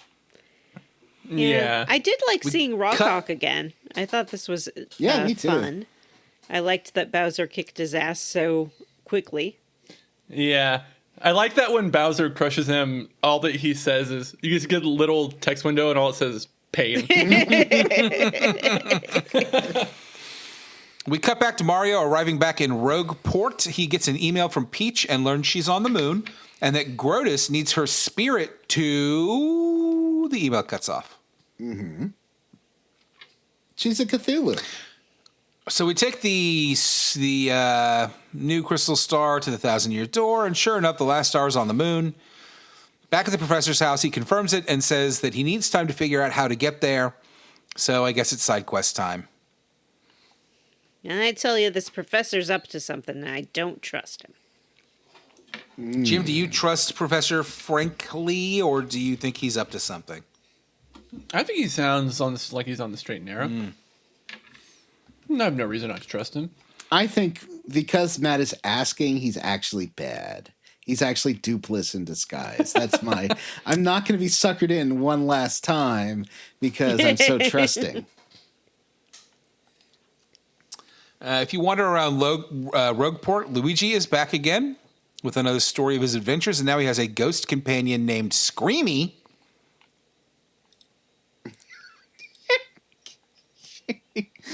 That's it. We can finally, as I said earlier, we can finally get Luigi. No, he doesn't. No, the hate last few have Luigi. not hated him. Remember the last one loved him because he was the best grass he's ever seen. Yeah. Oh, that's right. Yeah. It I would bought be a couple of more of those amazing. Super Mario or Super Luigi books and read them. It would be so I amazing. mean, it's just the same stories he tells. No, they're not. Are they? Are they?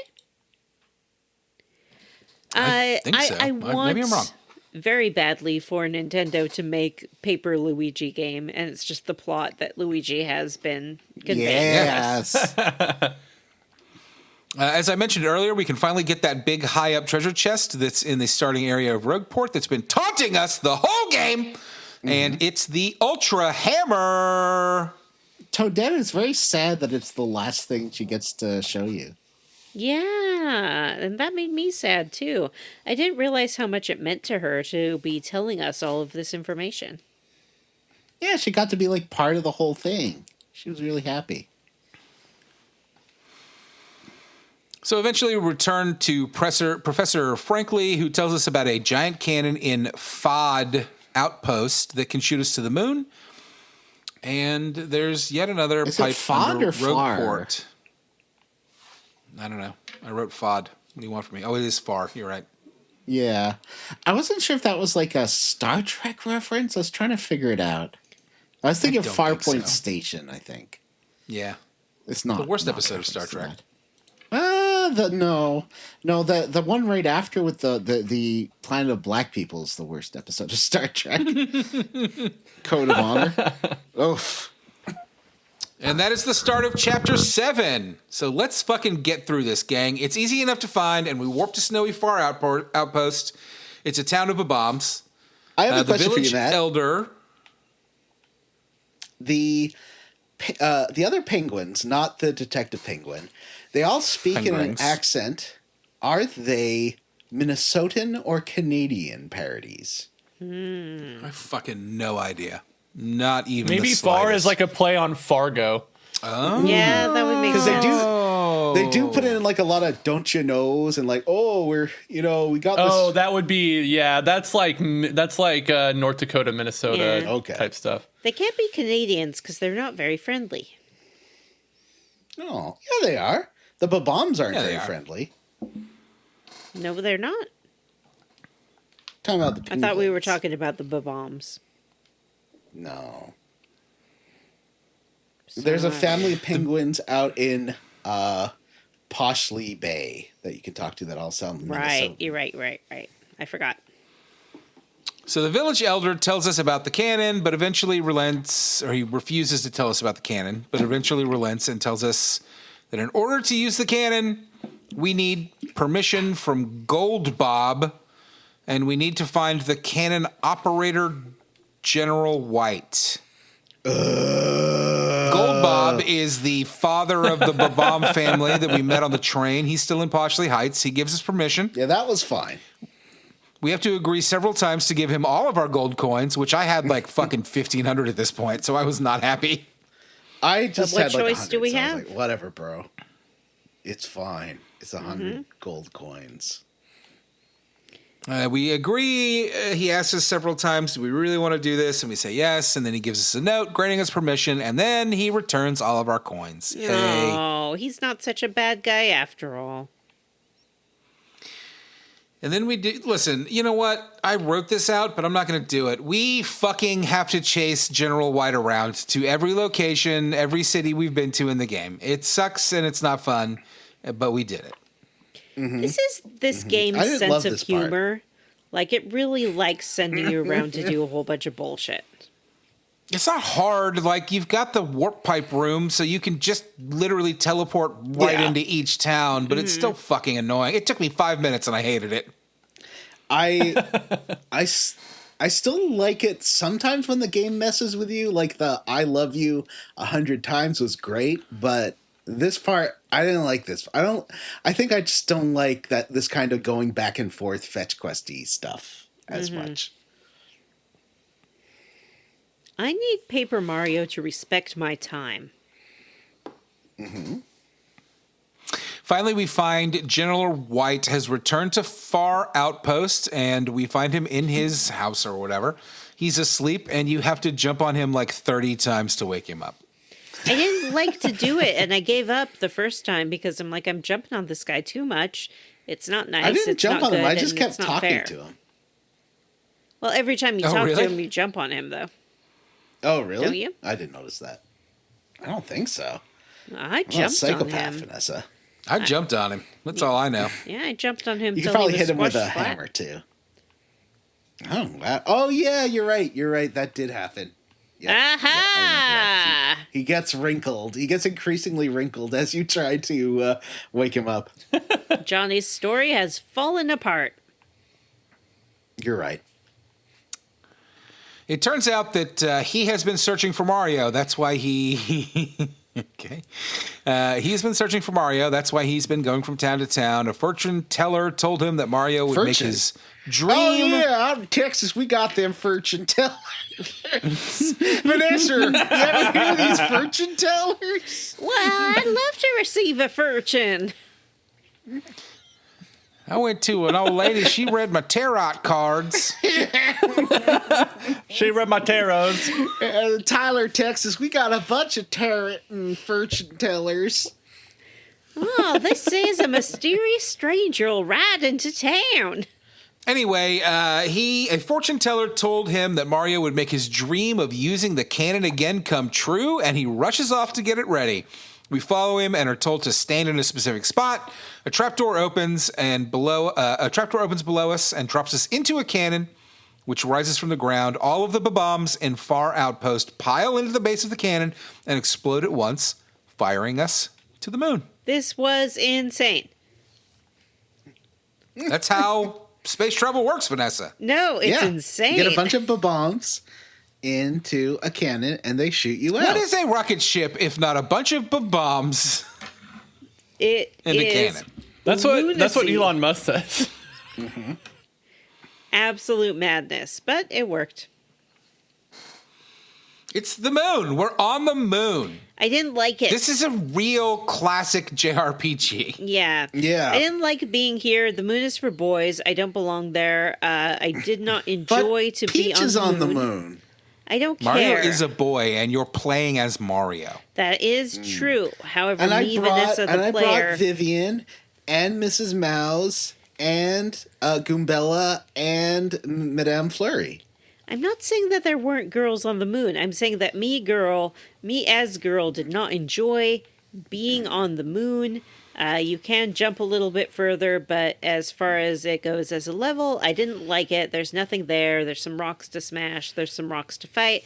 I didn't like to be on the moon. Is it too scary? Yeah, it's too scary. Thankfully, you don't spend a lot of time on the surface of the moon. You quickly find the X-Naught base and go inside. I didn't mind I feel like that. I missed stuff because I went left instead of right. But maybe there's nothing to the right. Oh, I went right instead of left and wound up at the X-Naught base. Is it loop? Oh, Maybe you walk all the way looper. around the moon? Yeah, it's It's probably a a looper looper. blooper. Bruce Willis? Yeah. Bruce Willis is one of those squids from Mario that sprays ink on the screen. I liked that you could jump higher in the low gravity. I thought it was fun. I did like that too, but it wasn't enough to make up for my irritation at being on the moon. What about in Mass Effect? I thought you liked going to the moon in Mass Effect. I don't have a problem with that. I didn't like this moon. I didn't like the paper moon. It's only a paper moon, and it wasn't for me. Don't you have to fight like a rogue VI in the moon missions in Mass Effect? I think so. And that turns out to be Evie. Those are fun. Or is that her name? Edie. Well, because Edie. Edie. Yeah, sorry. Because the rogue AI you fight gets turned into Evie by Cerberus. Yeah, that's Edie, right. Or whatever her name is. Yeah. Edie. Yeah. So we explore the X-Naught base. There's a fun crane game. Oh, yeah. I was like, ooh, Vanessa's going to love this UFO catcher. I bet she's so good at this. I did. I caught every single thing. I really wanted to pick up Mario with the crane, but it wouldn't let me do it. And I tried a few Did any times. of you turn you and your partner, who was Madame Fleury in this case, into 8-bit versions of their characters? Because I did. No. Yes, What? but I don't know did. how or why. I fell through back into the shower stall through the roof vent, and Or the I came out of the shower. stall, right? Yeah, and we changed into the 8-bit versions of our sprites, and it was really cute. That happened to me too. It was Mario and the Yoshi, who of course is named Horn canonically, and I did think that it was cute and adorable. But I was also confused. And I was like, why has this happened to me? Oh, that happened in Super Mario RPG when you're in, like, Booster's Tower. So I don't know if it just happens in a lot of Yes, that does. You're right. Maybe it's You like a go little behind cute a reference curtain. to that. Mm-hmm. Yeah, in Booster's Tower, you go behind a curtain, and then when you come out, you're in like your 8-bit Mario, and the 8-bit Mario theme plays from Super Mario, and then you walk back into the behind the curtain, and then it's done. You boys are 100% right, and I had forgotten about that. Matt's not here. So there's some other neat stuff in this area. There's these like disco floors where you can get electrocuted. I got electrocuted a lot until I realized at least one of them had a map of where to go on the wall. It was like, this is like a Taskmaster task. Yeah, where the answer is like right in front of you. Yeah, exactly. I said, thank you, Alex Horn, and I did it. There was one with the map. There was one where I couldn't see like a guide and just had to do it trial and error, but maybe I missed it. There's one where like I missed it a couple of times, but then it started flashing after I got it wrong. And yeah, there was one where there wasn't a guide and you just kind of had to wing it, I think. Mm-hmm. Then there was one where it moved in front of you and you had to keep up with it, and it like darted around. Yeah, and looped back on itself. That was tricky. Yeah. And there's an annoying platforming puzzle where you have to like ride these things to get super mushrooms and to turn into a plane to get a card, to get into a different thing. You had to unlock some elevators. You found Grotus's office and his throne room. We find a thwomp who is holding a key. Oh, yes! Best part of the level. And he issues a challenge. It's time to battle! It's another trivia game! Yay! I loved it when this happened. Absolutely adored it. I got 5 out of 5 right this time. Or 5, just 5 in a row. I missed one. But otherwise, I did defeat it. Well, the lava lumps don't have any legs, and neither do booze. Oh, yeah, that one I got fine. I can't remember. I think it was like the name was it of... Koopa K? Koopy K? I remembered her name. There was another name, though. Like the name of someone who guards something or something. I didn't remember that. Wasn't it? There was a Prince Mush. Yeah, there was a Prince that Mush. That I didn't get that one. How can you forget the name of Prince Mush? You meet him. I forgot. We answer his questions, and he hands over the key. We clear a few more levels of the base and eventually run into Lord Crump, who tells us that Peach is already gone, and then we fight him. He's got a souped-up version of the mech suit he had the first time around. I don't remember what it was called. It had a name. I did get down to 1 hit point and had to lucky dodge the machine guns to survive, but I just made it through that one. That was a close call. Wowza. Because he'll suck up audience members to fire at you like a machine gun, which is pretty fun. Yeah, I thought he was pretty easy, actually, but when we defeat him, he gets blown out into space like Darth Vader at the end of New Hope. Like he spins out into space. Yeah, I remember. It was pretty good. He drops the final crystal star, but before we can leave, we have to go talk to Tech. Tech is barely hanging on and begs Mario to save Peach. It's very touching. I like this. Very touching, very sad, very sweet. We do stand Tech. We like him a lot. Mm-hmm. That's what I said. And you're all like, He you teleports- like a kidnapper? And I'm like, but it's not his fault. He's just doing what he's ordered. Yeah. And you're like, that's what the Nazis said. I'm like, well, God. He's not doing what he's ordered. He's a slave. He's an AI. He has no control. He's just doing what he's forced to do. Mm-hmm. And in fact, he doesn't even do what he's forced to do. He makes a decision. He achieves sentience. He discovers the power of love, and he attempts to free Peach. It doesn't work. Mm-hmm. But he tried.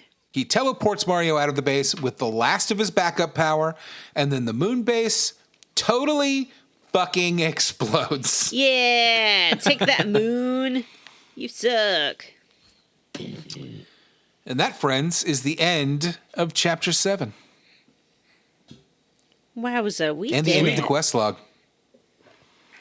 Next time on Square Roots, we're going to finish this fucking game. Oh, yes, Yay. please. Yeehaw. I'm Just ready for in some. What's the time next for game, BioWare-y. Vanessa? Yeah? I do think it's time, and we can talk about it, and I'll allow it, and I am prepared to announce the BioWare game of 2026 is, drumroll, Mass Effect Andromeda. Ooh, That's a controversial choice. Yee. Is it? Well, I because think people it's- don't like that game. Yeah, the least popular Mass Effect. People didn't like Mass Effect 3 either, and I really, really I like didn't Mass like it the Effect first 3. time, but playing it again, I liked it more. I think it will be really I'm excited. I have interesting to not play. played Mass Effect Andromeda, and I'm very excited to play it. I'm excited to get away from the Shepard character. I will say, too, that if you are listening to this around the time it's released, I would say check Steam because I bought it yesterday for 90% Yeah, off. me too. The deluxe version. Nice. With the non-narrative DLC, because they didn't make the DLC they were going to make that the whole game seems to hinge around. Yeah. It's Oh no! Nor Well, did now they I'm less excited ever to play make the it. sequel. I think that what I found, because I started my playthrough of it a couple days ago, the first time I played it, I did kind of bounce off the main character. I think because I wanted more Shepard. But if you kind of go in and play this character as not being Shepard and just accept it's going to be a different experience, I think you'll have more fun with it. Ryder, the main Well, I character, like that she's not respected the way that Shepard is. Yeah, I she's think it not makes respected. a much She's more interest- younger. Yeah. And she is kind of thrown into a situation that she didn't plan to be a part of in the way that she is. So Yeah. it's interesting. Yeah. That part, I think Ryder is the best part of Andromeda. That's my hot take. Oh, Well, I'm excited to play it. I've not played it before. I have it downloaded on my Xbox, and I'm ready to give it a go. And we will talk about that in 2 weeks. Next week, we'll be finishing Paper Mario, The Thousand Year Door. I'm very excited for you all to play the end of the game. I think the final dungeon of the game is fantastic.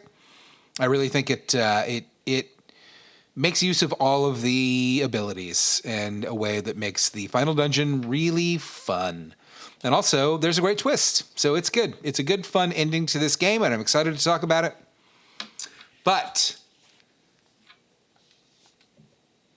as we have ended the quest log, it is time for us to dive into our next segment, where we discuss what we are squarely against. Jim, why don't you start us off?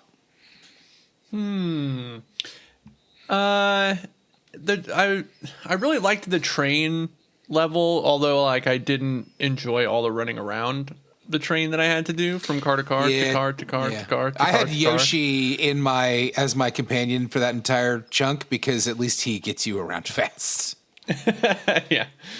But yeah, I really enjoyed playing this chunker, and I'm excited to see the game end. Vanessa, what are you squarely against? Well, I'm squarely against the moon.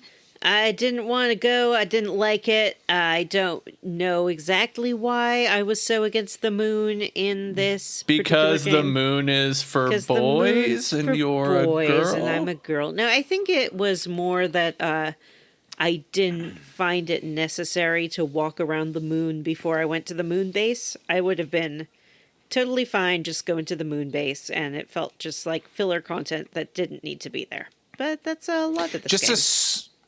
Just a small correction, Jim. Before you joined the episode this evening, we did decide that we are no longer referring to Vanessa as a girl. She is now referred to as a bird. Mm-hmm. Oh, okay. Would you eat me? Does that? Yeah, I was gonna say, does that conflict at all with our yearly? I don't like that. It has now gone off the rails. HR is just called. And I am no longer referred to as a bird. Stay tuned to next weekend. Hear what I'm called next time. Mm-hmm. Johnny, what are you squarely against? I also didn't. I felt that the moon exterior was lackluster, as Vanessa says, but But you can jump high. I'm roundly for You do a big jump. I'm roundly for the silly mysteries. They were a lot of fun. What about you, Matt? Well, I just want to be a contrarian, so I'm roundly for the moon. Wow. Mario on the moon. I loved the jump high. It was fun. Also, I liked the train mystery stuff. It was fun and silly. And overall, this chunker kicked ass. Like, what a great time. The X-Not dungeon was a good dungeon. X-Not base was a good dungeon. The game has been kind of lacking in dungeons, right? Like, we had a few at the beginning, and then since then we've had like a bunch of teeny tiny like 4-room dungeons. So it's nice to have a dungeon again. That's what I'm squarely roundly against for. Good job, guys. What about you, Jim? Yeah, Jim. Well, he already No, went. go again. Go again, yeah. Oh, I don't want to. No, come on. Yeah, we didn't get enough of you in this chunker. Yeah, we didn't get enough. I liked the boss fight on the train chapter. I liked that one. It was super easy, and I liked all of the little tendrils. Mm-hmm. And I simultaneously liked and disliked the like clawing that it turns into towards the end, because it does like 10 damage to Mario, which is a lot. Now that we all have 7 stars, make use of that 7th star power, because it is ridiculous. It does a lot of damage. Tip. Hey, it is super easy to do. I like Art Attack. what powers are you guys using? Is there one or two that you've really I leaned Quake on and so Art far Attack in the and the game? healing one sometimes. Yeah, Quake is really handy. That Quake one is really good. I hadn't used the Art Attack one until this chunker, and I found that one to be It's really Yeah, I easy like Art Attack and a very lot. powerful. Yeah. Yeah. And then the Healy one, that's like not the first Healy one that you get, but the second Healy one is quite good. The one Yeah, where the you second one's shoot good. the Yeah. stuff. Yeah. Mm-hmm. You shoot the stuff in the first one Yeah, too, the don't sweet you? But it's like feast way versus harder. the sweet treat. Yeah. Yeah. The star powers. All right. All right, what's next? Well, I guess it's time to talk about... Do we level up or talk about the Patreon first? No, I think we We level up first. first. Yeah. Okay. Well, then I think it's time for Jim to level up. Oh, sure, I'll level up. I went and saw the movie Marty Supreme. What the is new Timothy that? Chalamet. It is a movie about a person. I believe it takes place in 1952. Timothy Chalamet plays a ping pong champion that is also super broke and a huge narcissist, and he's trying to earn money so that he can compete in the ping pong world championships. The way he does that is by manipulating everyone around him into giving him money. It's an okay movie.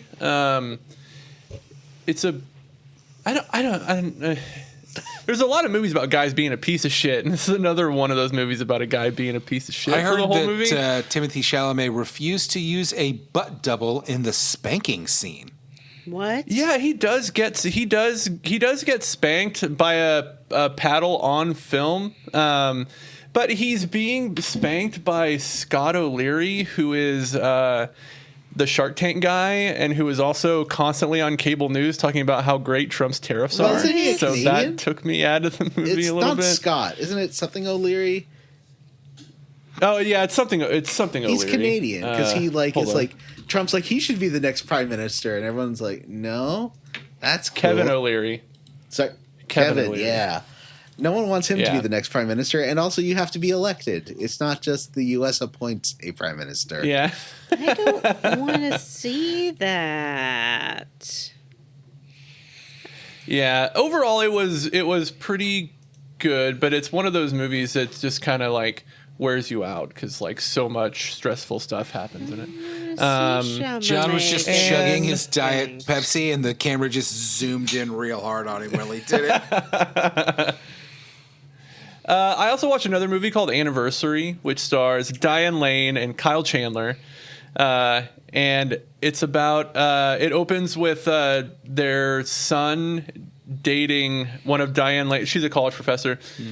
One of her former students that she kind of publicly embarrassed at the university for writing what's essentially like an endorsement of fascism in her politics class. And then this girl starts dating Diane Lane's son, and she starts this movement called The Change, which is kind of like it's a metaphor for MAGA, basically. And it's kind of about what happens to their family, like as they're in such close proximity to something like that, and then as it gets uglier. I think it takes place over like 5 years. But it's a real bummer of a movie. Sounds like it. But overall, pretty good. I think it works really good as like a thriller, if that's what you're into. Just the subject matter is pretty heavy considering the current political climate. Anyways, that's how I leveled up. Matt, how did you level up? Oh my God, so much stuff. Okay. I'm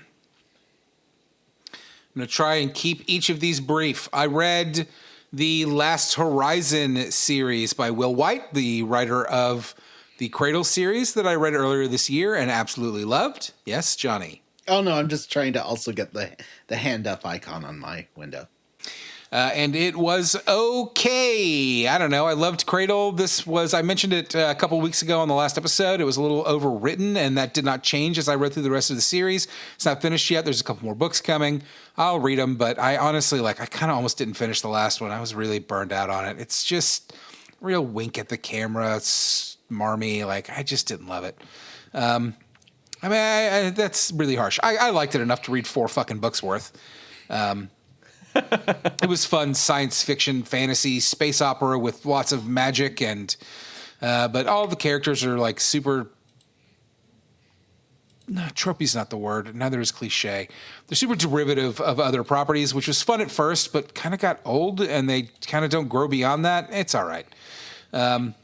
I read a book called Murder at Spindle Manor by Morgan Stang, which is a Victorian era influenced, I guess, or Victorian era-esque fantasy, murder mystery, monster hunter book. That was actually, I really liked it. It was fun, and I would give that a big recommend. Everybody's very prim and proper. and it is like a classic murder mystery. It wasn't amazing. I felt like in a way it thought it was funnier than it was, but then part of me also kind of thinks like maybe that was just me. It's fun. It's about a monster hunter named Isabeau, which I thought was a fun like portmanteau of names. Isabeau, who is hunting a monster and gets Isabel and Bilbo, right? Yeah, Isabel and Bilbo. Yeah. Beau, Bo, Isabeau. I liked it. Oh. The book had a lot of fun, like kind of weird names that kind of like you can kind of I liked it. It was about a essentially a monster hunter in this Victorian era-esque fantasy world who tracks the monster to a manor and has to stay, and then some murders occur, and she has to find the monster, solve the murders, and do everything in one night. And it was very like frantic and but with that Victorian era, like everybody's prim and proper with the manners, and it was really fun. Actually, I liked it a lot. I liked it enough that I finished it and I picked up the sequel and the third book because they also are very cheap on Kindle. So for a few bucks, I got both of the next books, and I'm about halfway through the second book. I will say that within the first few pages of the second book, there was a scene that had me legitimately laughing out loud. So maybe the writer just kind of got better at the jokes. I don't know. But big recommend if you're into any of that. Anything I just recommended. They're fun and they're short. I watched the new Mighty Nine series, which is the second season of Critical Role, the animated series. Y'all know about Critical Role? No? I know of them because they that game that I'm leveling up with was designed and voiced by a lot of them. I do know Critical Role about is them, but I don't know them. Critical Role is a YouTube channel that does actual play D&D content. They had the first season of Critical Role. The YouTube channel has been produced as a animated series on Amazon called The Legend of Vox Machina. I really enjoy it. And the second season of that show, which is like a new D&D campaign, is called The Mighty Nine. And the first season of that just came out. I watched that, and it was really fun. It's a lot heavier and more serious than The Legend of Vox Machina. Not that it's not funny and has humor, which it does, because those people are pretty funny, but it was a little more serious, but it was good. I enjoyed it a lot. My only complaint was that the end of the last episode, I was like, that cannot be the fucking end of this season. And I was looking it up. Like, there's got to be more episodes coming, right? Like, you're fucking kidding me. It just kind of felt like it stopped.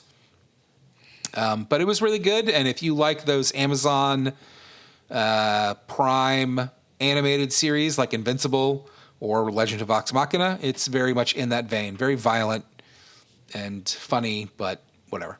Good stuff. And finally, I played 2 video games. 2. Are you still recording? First, I downloaded and played Hades 2. Whoa. Oh, wow. Y'all know about Hades 2? Yeah, I know I about do. that. It's the sequel to the hit Hades indie game Nuts. Hades. Yep, Hades Nuts 2 is the name of the game. And I really like Hades 2. It's fun. It is a, they're top-down action roguelikes. I played it. I bought it Christmas Eve or Christmas Eve on sale, and on the Switch too. And I really like it. It's fun. It's Hades. If you've played Hades, then you know what's up with Hades 2. Because it's very similar. Looks great, fun to play. Horny. It's a roguelike. Yeah, horny. You take baths with people. So that's fun. Can you take a bath it's with repetitive. Hephaestus? I have not been able to do that yet. I will say, much like Hades, I finally beat like the full run of getting to the end boss, and the game is like, you did it, now you got to do it more, because that actually wasn't the end of the game, and I kind of feel like, maybe I did it. You know what I mean? Like, I don't know that I want to keep doing this. In fact, I turned it on last night, and I played it. I did another run, and it was just kind of like, I don't know. I've been through all these levels now. I've fought all these bosses a dozen times. I killed fucking Kronos, the final boss. Like, what do you mean I got to keep doing this? Fuck you. I would also So- I accept think that's taking a why, bath like, with Hades. He is your dad, though, so that might be awkward. Yeah, he is your dad. That's weird. That's super Oh, weird. lots of people take I think baths that's why with their dads roguelites. when they're like 2, 3, something like that. Dads be bathing kids all over the place. That's not the case in Hades, though. You're not a 2 or a 3-year-old.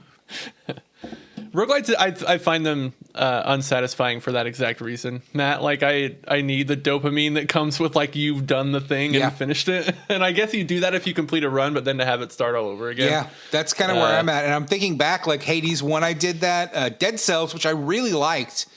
But when I got to the final boss of Dead Cells and killed it the first time, I was like, that's it. I did the same thing with Hades. I'm like, that's it. I did it. Fuck you. I have to do it again? No, I don't. And so because of that, I kind of feel like I maybe am done with Hades too, because I was poking around last night on New Year's Eve for a new game to download on the Switch store on sale. And old Unicorn Overlord was $20. So I downloaded that. And I love it. I played 7 hours of Unicorn Overlord today. Oh, so wait. You told me last night, but I can't remember. What style of game is that? So Unicorn Overlord is the new game from Vanillaware, who is known for their beautiful hand animation, hand-drawn And their brawler action RPG kind of things. Yes. So Odin Sphere was like a brawler action RPG. Unicorn Overlord is a strategy game. And it is, most people compare it to Ogre Battle, the old Ogre Battle games, not Ogre Tactics, not Tactics Ogre, not a tactics game. To me, it kind of clicked for me today while I was playing it that what it really reminds me of, who didn't really play Ogre Battle, is Heroes of Might and Magic. Because it's very much a game where you, with a little bit of Shining Force. Ooh, I Because love it's the very much a Shining game Force. where you are kind of traversing this overworld and you're liberating towns and picking up treasures and resources, and the actual combat of the game is automated. You don't have control. It's more of a managerial type thing. You're directing your units. Jim, you're muted. Yeah, no, sorry, I was talking to Amanda. Oh, sorry. I thought you were talking to us. You're directing your units into battle, and then when the battles happen, the battles play out. They play out how they play out. It reminds me a lot of the old Shining Force games where the units all face off and everybody does their attacks, and that's the end of the battle. And what happens, happens. It's not like an RPG where you're choosing your attacks for everybody. It just happens. Though, as I've gotten further into the game, I've realized that it also has kind of a Final Fantasy X style gambit system where Final Fantasy 12 style gambit system where you can kind of determine what those automated attacks are going to be based on certain parameters. Don't heal them unless their health is below this point. Don't use this power unless the enemy is this. So there is a lot of depth to it that I'm kind of slowly discovering. And like I said, I played a ton of it today. It's really fucking fun. It's gorgeous. Absolutely gorgeous. Which isn't shocking from a Vanillaware game. But it is certainly unique in this day and age. And, people compare it to Ogre Battle, but that game's 30 years old. And it does let you, and it's got a lot of modern conveniences. There's all it's all voice acted and auto scrolling, so you don't have to sit there and click buttons the whole time. And it's really well done. I don't know for sure. I've only started playing it today, really, but will I get through the whole campaign? We'll see. Maybe I'll get tired of it, but as of right now, I think it's fucking fantastic. It's Game of the Year. Speaking of Games of the Year, Johnny, Yes. how did you level up? I've been playing a game by the Critical Role people. I don't think it's based on one of their campaigns. It's called Dispatch. Originally, it was going to be a animated series. I didn't know that had anything to do with Critical Role. It does. Originally, it was going to be an animated series on, I think, Amazon, but it got canceled. So they took the animation from it and then mixed it with new in-game graphics that really look like almost identical. You can sort of tell when it switches between like rendered and animated stuff, but it looks really good. And it's about a ex-superhero who's now a superhero dispatcher, like, you know, for 911 calls, and working for a private company that has a roster of heroes, and you're working on your relationships with these heroes because they're all ex-villains turned heroes that are on like sort of a work release program. And they're all the heroes are charismatic and fun. There's a lot of like tensions between them, and it's just really sweetly written and just a lot of fun. Like, it's light heart. It has some depth to it. It's not like super silly, but it's charming. It's really, really charming. I'm really enjoying it. I like the strategy gameplay of dispatching them because I think Vanessa will really click with it. Yeah, it's a matter of I've been itching to play it. Yeah. Let me ask you this, because we were discussing earlier what game I'm going to play, what I'm going to do on the Wednesday streams, and Dispatch is definitely one of the games I've been considering. Mm-hmm. Do you think it would make a good streaming game? There's so much non-interactive. They're gonna be like watching a TV show. Yeah, I'd say it's like half TV show, half strategy game. So probably not. I think it's more better enjoyed. That is exactly what I was concerned about, because I'm very interested in it, but It's hard to stream things with all that dialogue because then you're not talking to your stream. And even as you're playing the strategy portion, they're talking to you, and that can like help influence your decisions and stuff for the strategy portion. So you don't really want to talk over it. I'd say, not a great stream game, but a very fun game. And I think it might be so far my favorite game of 2025. It's really, really good. Wow. And Johnny, we already did our top games of the year, so you kind of can't. It can be your game of 2026. Mm-hmm. I do see that it has a cast of voice actors featuring Aaron Paul from Breaking Bad, Jeffrey Wright. Yep. Oh, no.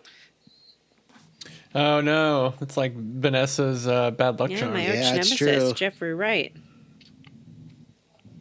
Laura Bailey and Travis Willingham and Matthew Mercer from Critical Role. Yeah. Aaron Yvette from The Wolf Among Us. Oh. And then a bunch of YouTubers. Ugh. Yeah. You know what? Yeah, I saw that like Moist Critical was in that game. Jacksepticeye, Moist Critical. Jacksepticeye, yeah. Thought Squad, Young. But I like you can Griffey. tell when it's a non-professional actor, but it works because they're like calling in. You know, they're like people calling for help, and so interesting. It works. Okay, It's like Frasier or something. It's pretty funny. that makes more So it's not sense too than much of them them. playing a character. You know, and that they're supposed to be awkward and not like camera. Yeah, ready. they're not having to like act. Yeah, really. exactly. So I think that works fine. I really like it. There is a big boy, of course, a beefy boy for Johnny. That is Royd. He's like, what? You think Royd's not natty? That's pretty funny. Anyway, Vanessa, how did you level up as your end of 2025 or Thanks beginning for of 2026 asking. level up? Well, this is a great question, Johnny, and one I think you'll be very interested in the answer to. I saw a movie which I think has become probably my favorite movie of 2025, if not ever. This movie is called... Oh, Vanessa, we did do our movie of the year already, so I don't think we can. Okay. Well, I guess it will just have to be my movie of 2026 then. It is called Watch Out, I'm the lady boss. Watch out, I'm the lady boss. So this is a made-up thing that you're... Nope, this is not made up. How many Taskmaster contestants are on it? None. None. Watch out, I'm the lady Wow. boss is a movie that I started watching when I was scrolling my phone at like 11:30 at night, and it popped up. It is a, I think they call it a vertical format film. Oh, wow. Pillar box. Yeah, a pillar box film made to be watched on your phone.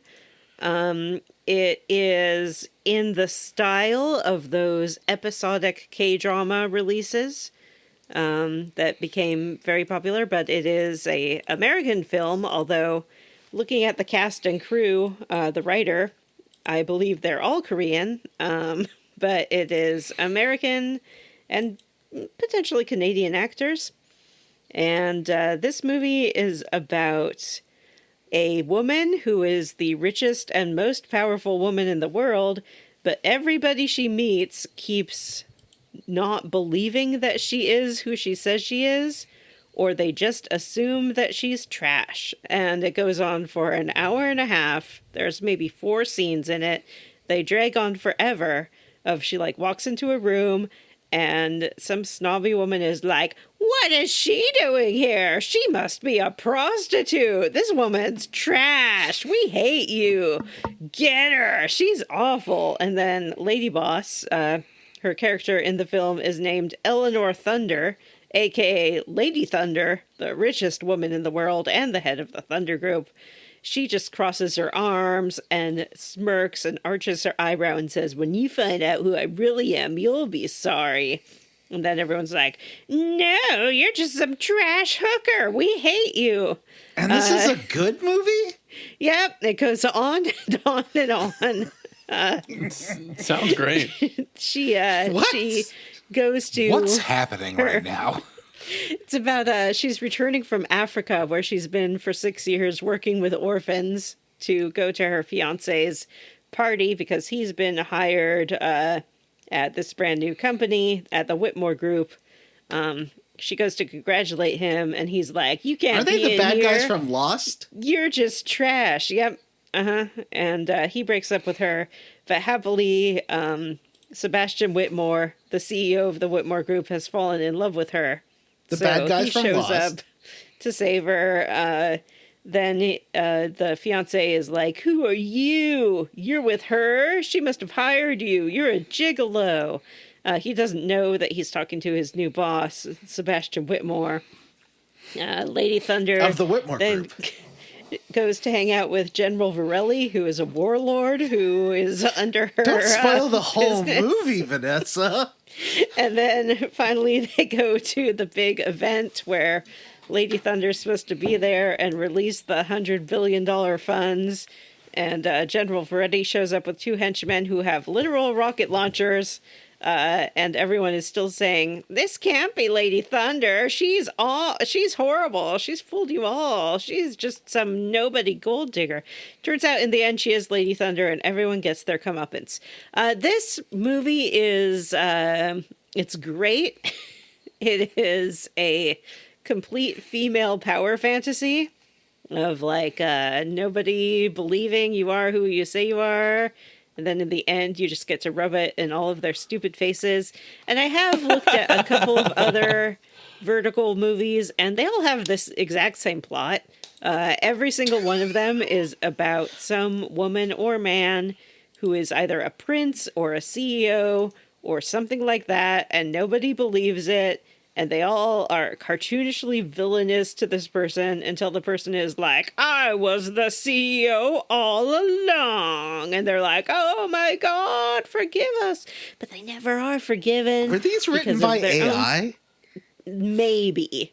Potentially. They're either written by AI or I think they are actually written by humans, but they're written like in Korean, and then maybe they use Google Translate to translate them into English. The scripts don't make very much sense as far as like verbiage. They often contradict themselves, and whenever they're talking about an amount of money, like this fiance who gets hired for this job keeps saying that he's going to make $30 million a year because he has a PhD from Stanford, which I think is great and very realistic as to how business works in the business world. Watch out, I'm the lady boss. If you Google it, you can probably find the whole thing without having to pay for it. I think the business model is that you're like supposed to be paying for each episode, but I did not. And I would not recommend that you do so, even though it is the best movie I've ever seen. And I watched the whole thing, like in my bed from 11:30 at night to 1:30 in the morning, because I just had to know what would happen when people find out that she is, in fact, the lady boss. And they did find out once she released the $100 billion of funds to fund Sebastian Whitmore's group. And man, everyone who had treated them poorly was so sorry. The end. Wow, Vertical that Films. sounds like a great movie. We'll all watch it right now. It's the future of cinema, Johnny. Mm-hmm. Actually, I don't believe you. Is that okay that I think you made this up? Does anybody I else believe agree her. with me on this? It's 'Cause too this does weird not to have sound- made up. From somebody else, yes, but from Vanessa? I did watch an interview with a woman who's in one of these like vertical film things, or I think many of them, because they tend to recycle actors. These tend to be like young actors who are not in equity yet. So they show up and they're like, okay, you can, be in this straight to internet film. They're blowing up though with the young people. They have become big business. Are these like union No, productions? that's what they're I'm not saying. They're union not productions. union. Yeah, they're not union. Oh, okay. They are, the actress I saw interviewed said, yeah, you show up, the script doesn't make any sense. We often try to like get our own lines of dialogue in so it will make at least some sense. But the point of how they're formatted is to keep you watching, because it's like 6-minute cliffhanger after 6-minute cliffhanger after 6-minute cliffhanger. And the plots are, again, either mistaken identity or, as I was browsing around the other films that these fine actors have been in, many of them are based around werewolf stories. And it's like, Werewolf Luna is secretly the alpha, or I married the This alpha. reminds me, And did you ever he see the R. rejected Kelly me. series Trapped in the Closet, where like it was 6-minute episodes of a longer music video movie, and they were trapped in the closet the whole time, and they made no sense and started getting weirder and weirder? I didn't see them. I feel like maybe I saw them parodied on South Park or something. Yeah, Is that Weird Al possible? did a parody of them. For sure. So that must have been it. Yeah, it's a very unusual business model, but it's something that apparently is very profitable and worth knowing about if you're at all interested in film or filmmaking, because I don't think that these are going to go anywhere for a while. Well, I am because- interested in film and filmmaking Yeah. because I work in the film industry. Yeah. Have I I'll see mentioned if I that? can- Yes, I have. I'll see if I can find an article or something about them, and of course I'll send you a link to the full film of Watch Out, I'm the Lady Boss, which is the best All movie right, I've as ever long as seen. we're not breaking any laws, because I work in the film industry and I don't want to be a content thief. I did not download it from anywhere. It was just on the Facebook Reels. And Okay. if someone put it there without my knowledge of breaking any kind of copyright law, that's not All our right, fault. let's just not implicate, and let's move on to the wrap up. We have a Patreon for $5 a month. You get access to everything, like votes and bonus episodes. Oh, the bonus episode should be out by now, I believe. I think we're recording it Saturday or Sunday night, right? Mm-hmm. And the I've got to put something on the Patreon. I'll do that after. And also for $3 a month, you get access to all those bonus episodes. You can't vote. I probably should have done it the other way around, so it sounded like an upsell to the $5 a month. But I'm not good at this. You're doing your And best, and I think you're doing a great job. Great, thank you. Votes, or for $3 a month, you still get the bonus episodes that are released-ish on time, usually around a couple of days around the end of the month, maybe a little bit after, maybe a little bit before, who knows? This month, it's on the first 2 episodes of the Fallout second season TV show on Amazon. So I hope you enjoy that. We will have thoughts on that show, because it shows for the fans. It is very much a for the fans kind of show. But no matter what you... For better or worse. Yes, no matter what you give, you will get your names read at the end of the show. We read a smattering every time. Jim, why don't you start us off with some names? Sure. I would like to kick us off by thanking Jason Timms, Charles Schwartz, Sean Gonzalez, RP Siege, Hexagon, Florian Jonas Kramer, Respectable Name, Hayden Neff, Loafing Around Controversy, and Seth G. I'd like to thank Press F to Scroot, Robert Dr. Fine Say Everyone's Name, John B. Quick Rotman, Chris Rains, Daniel Wood, Wash in the Wind, Julie, Ross Hartley, Ryan Schmidt. And I would like to thank Keysby Knight, David Hudson, Ron, David Arnold for Square Roots Podcast. I'm Stim Stanks. I'm David Shook, Pope Hat Ben, the Ben with the Pope Hat, Star Healer, Garrett of Thivia, the Filter, and Justin Ham. Also, Anthony Lerma, Sean Walsh, Tracy the Borg Queen, Stephen Paget, Eric Garby, Cameron Shoei, Ward Childress, Brian Pitt, Chris Sasaki, and Andy Smith. All right, that's it for this episode of Square Roots. If you'd like to send us an email to have read on the show, we're at squarerootspodcast@gmail.com. Come find us on Blue Sky at squarerootspod.bsky.social, or send us an email and we'll send you a link to our Discord channel. Please rate, review, and subscribe on Apple Podcasts, Google, Spotify, Ghana, or wherever you listen to podcasts. Thanks to Stephen Morris for our Square Roots theme. You can find Stephen on YouTube. Links in the show notes. All right, for Square Roots, I'm Jim Banks. I'm Johnny Brandon. I'm Matthew Van Zandt. He's here. And I'm Vanessa. Bye. I see him on camera.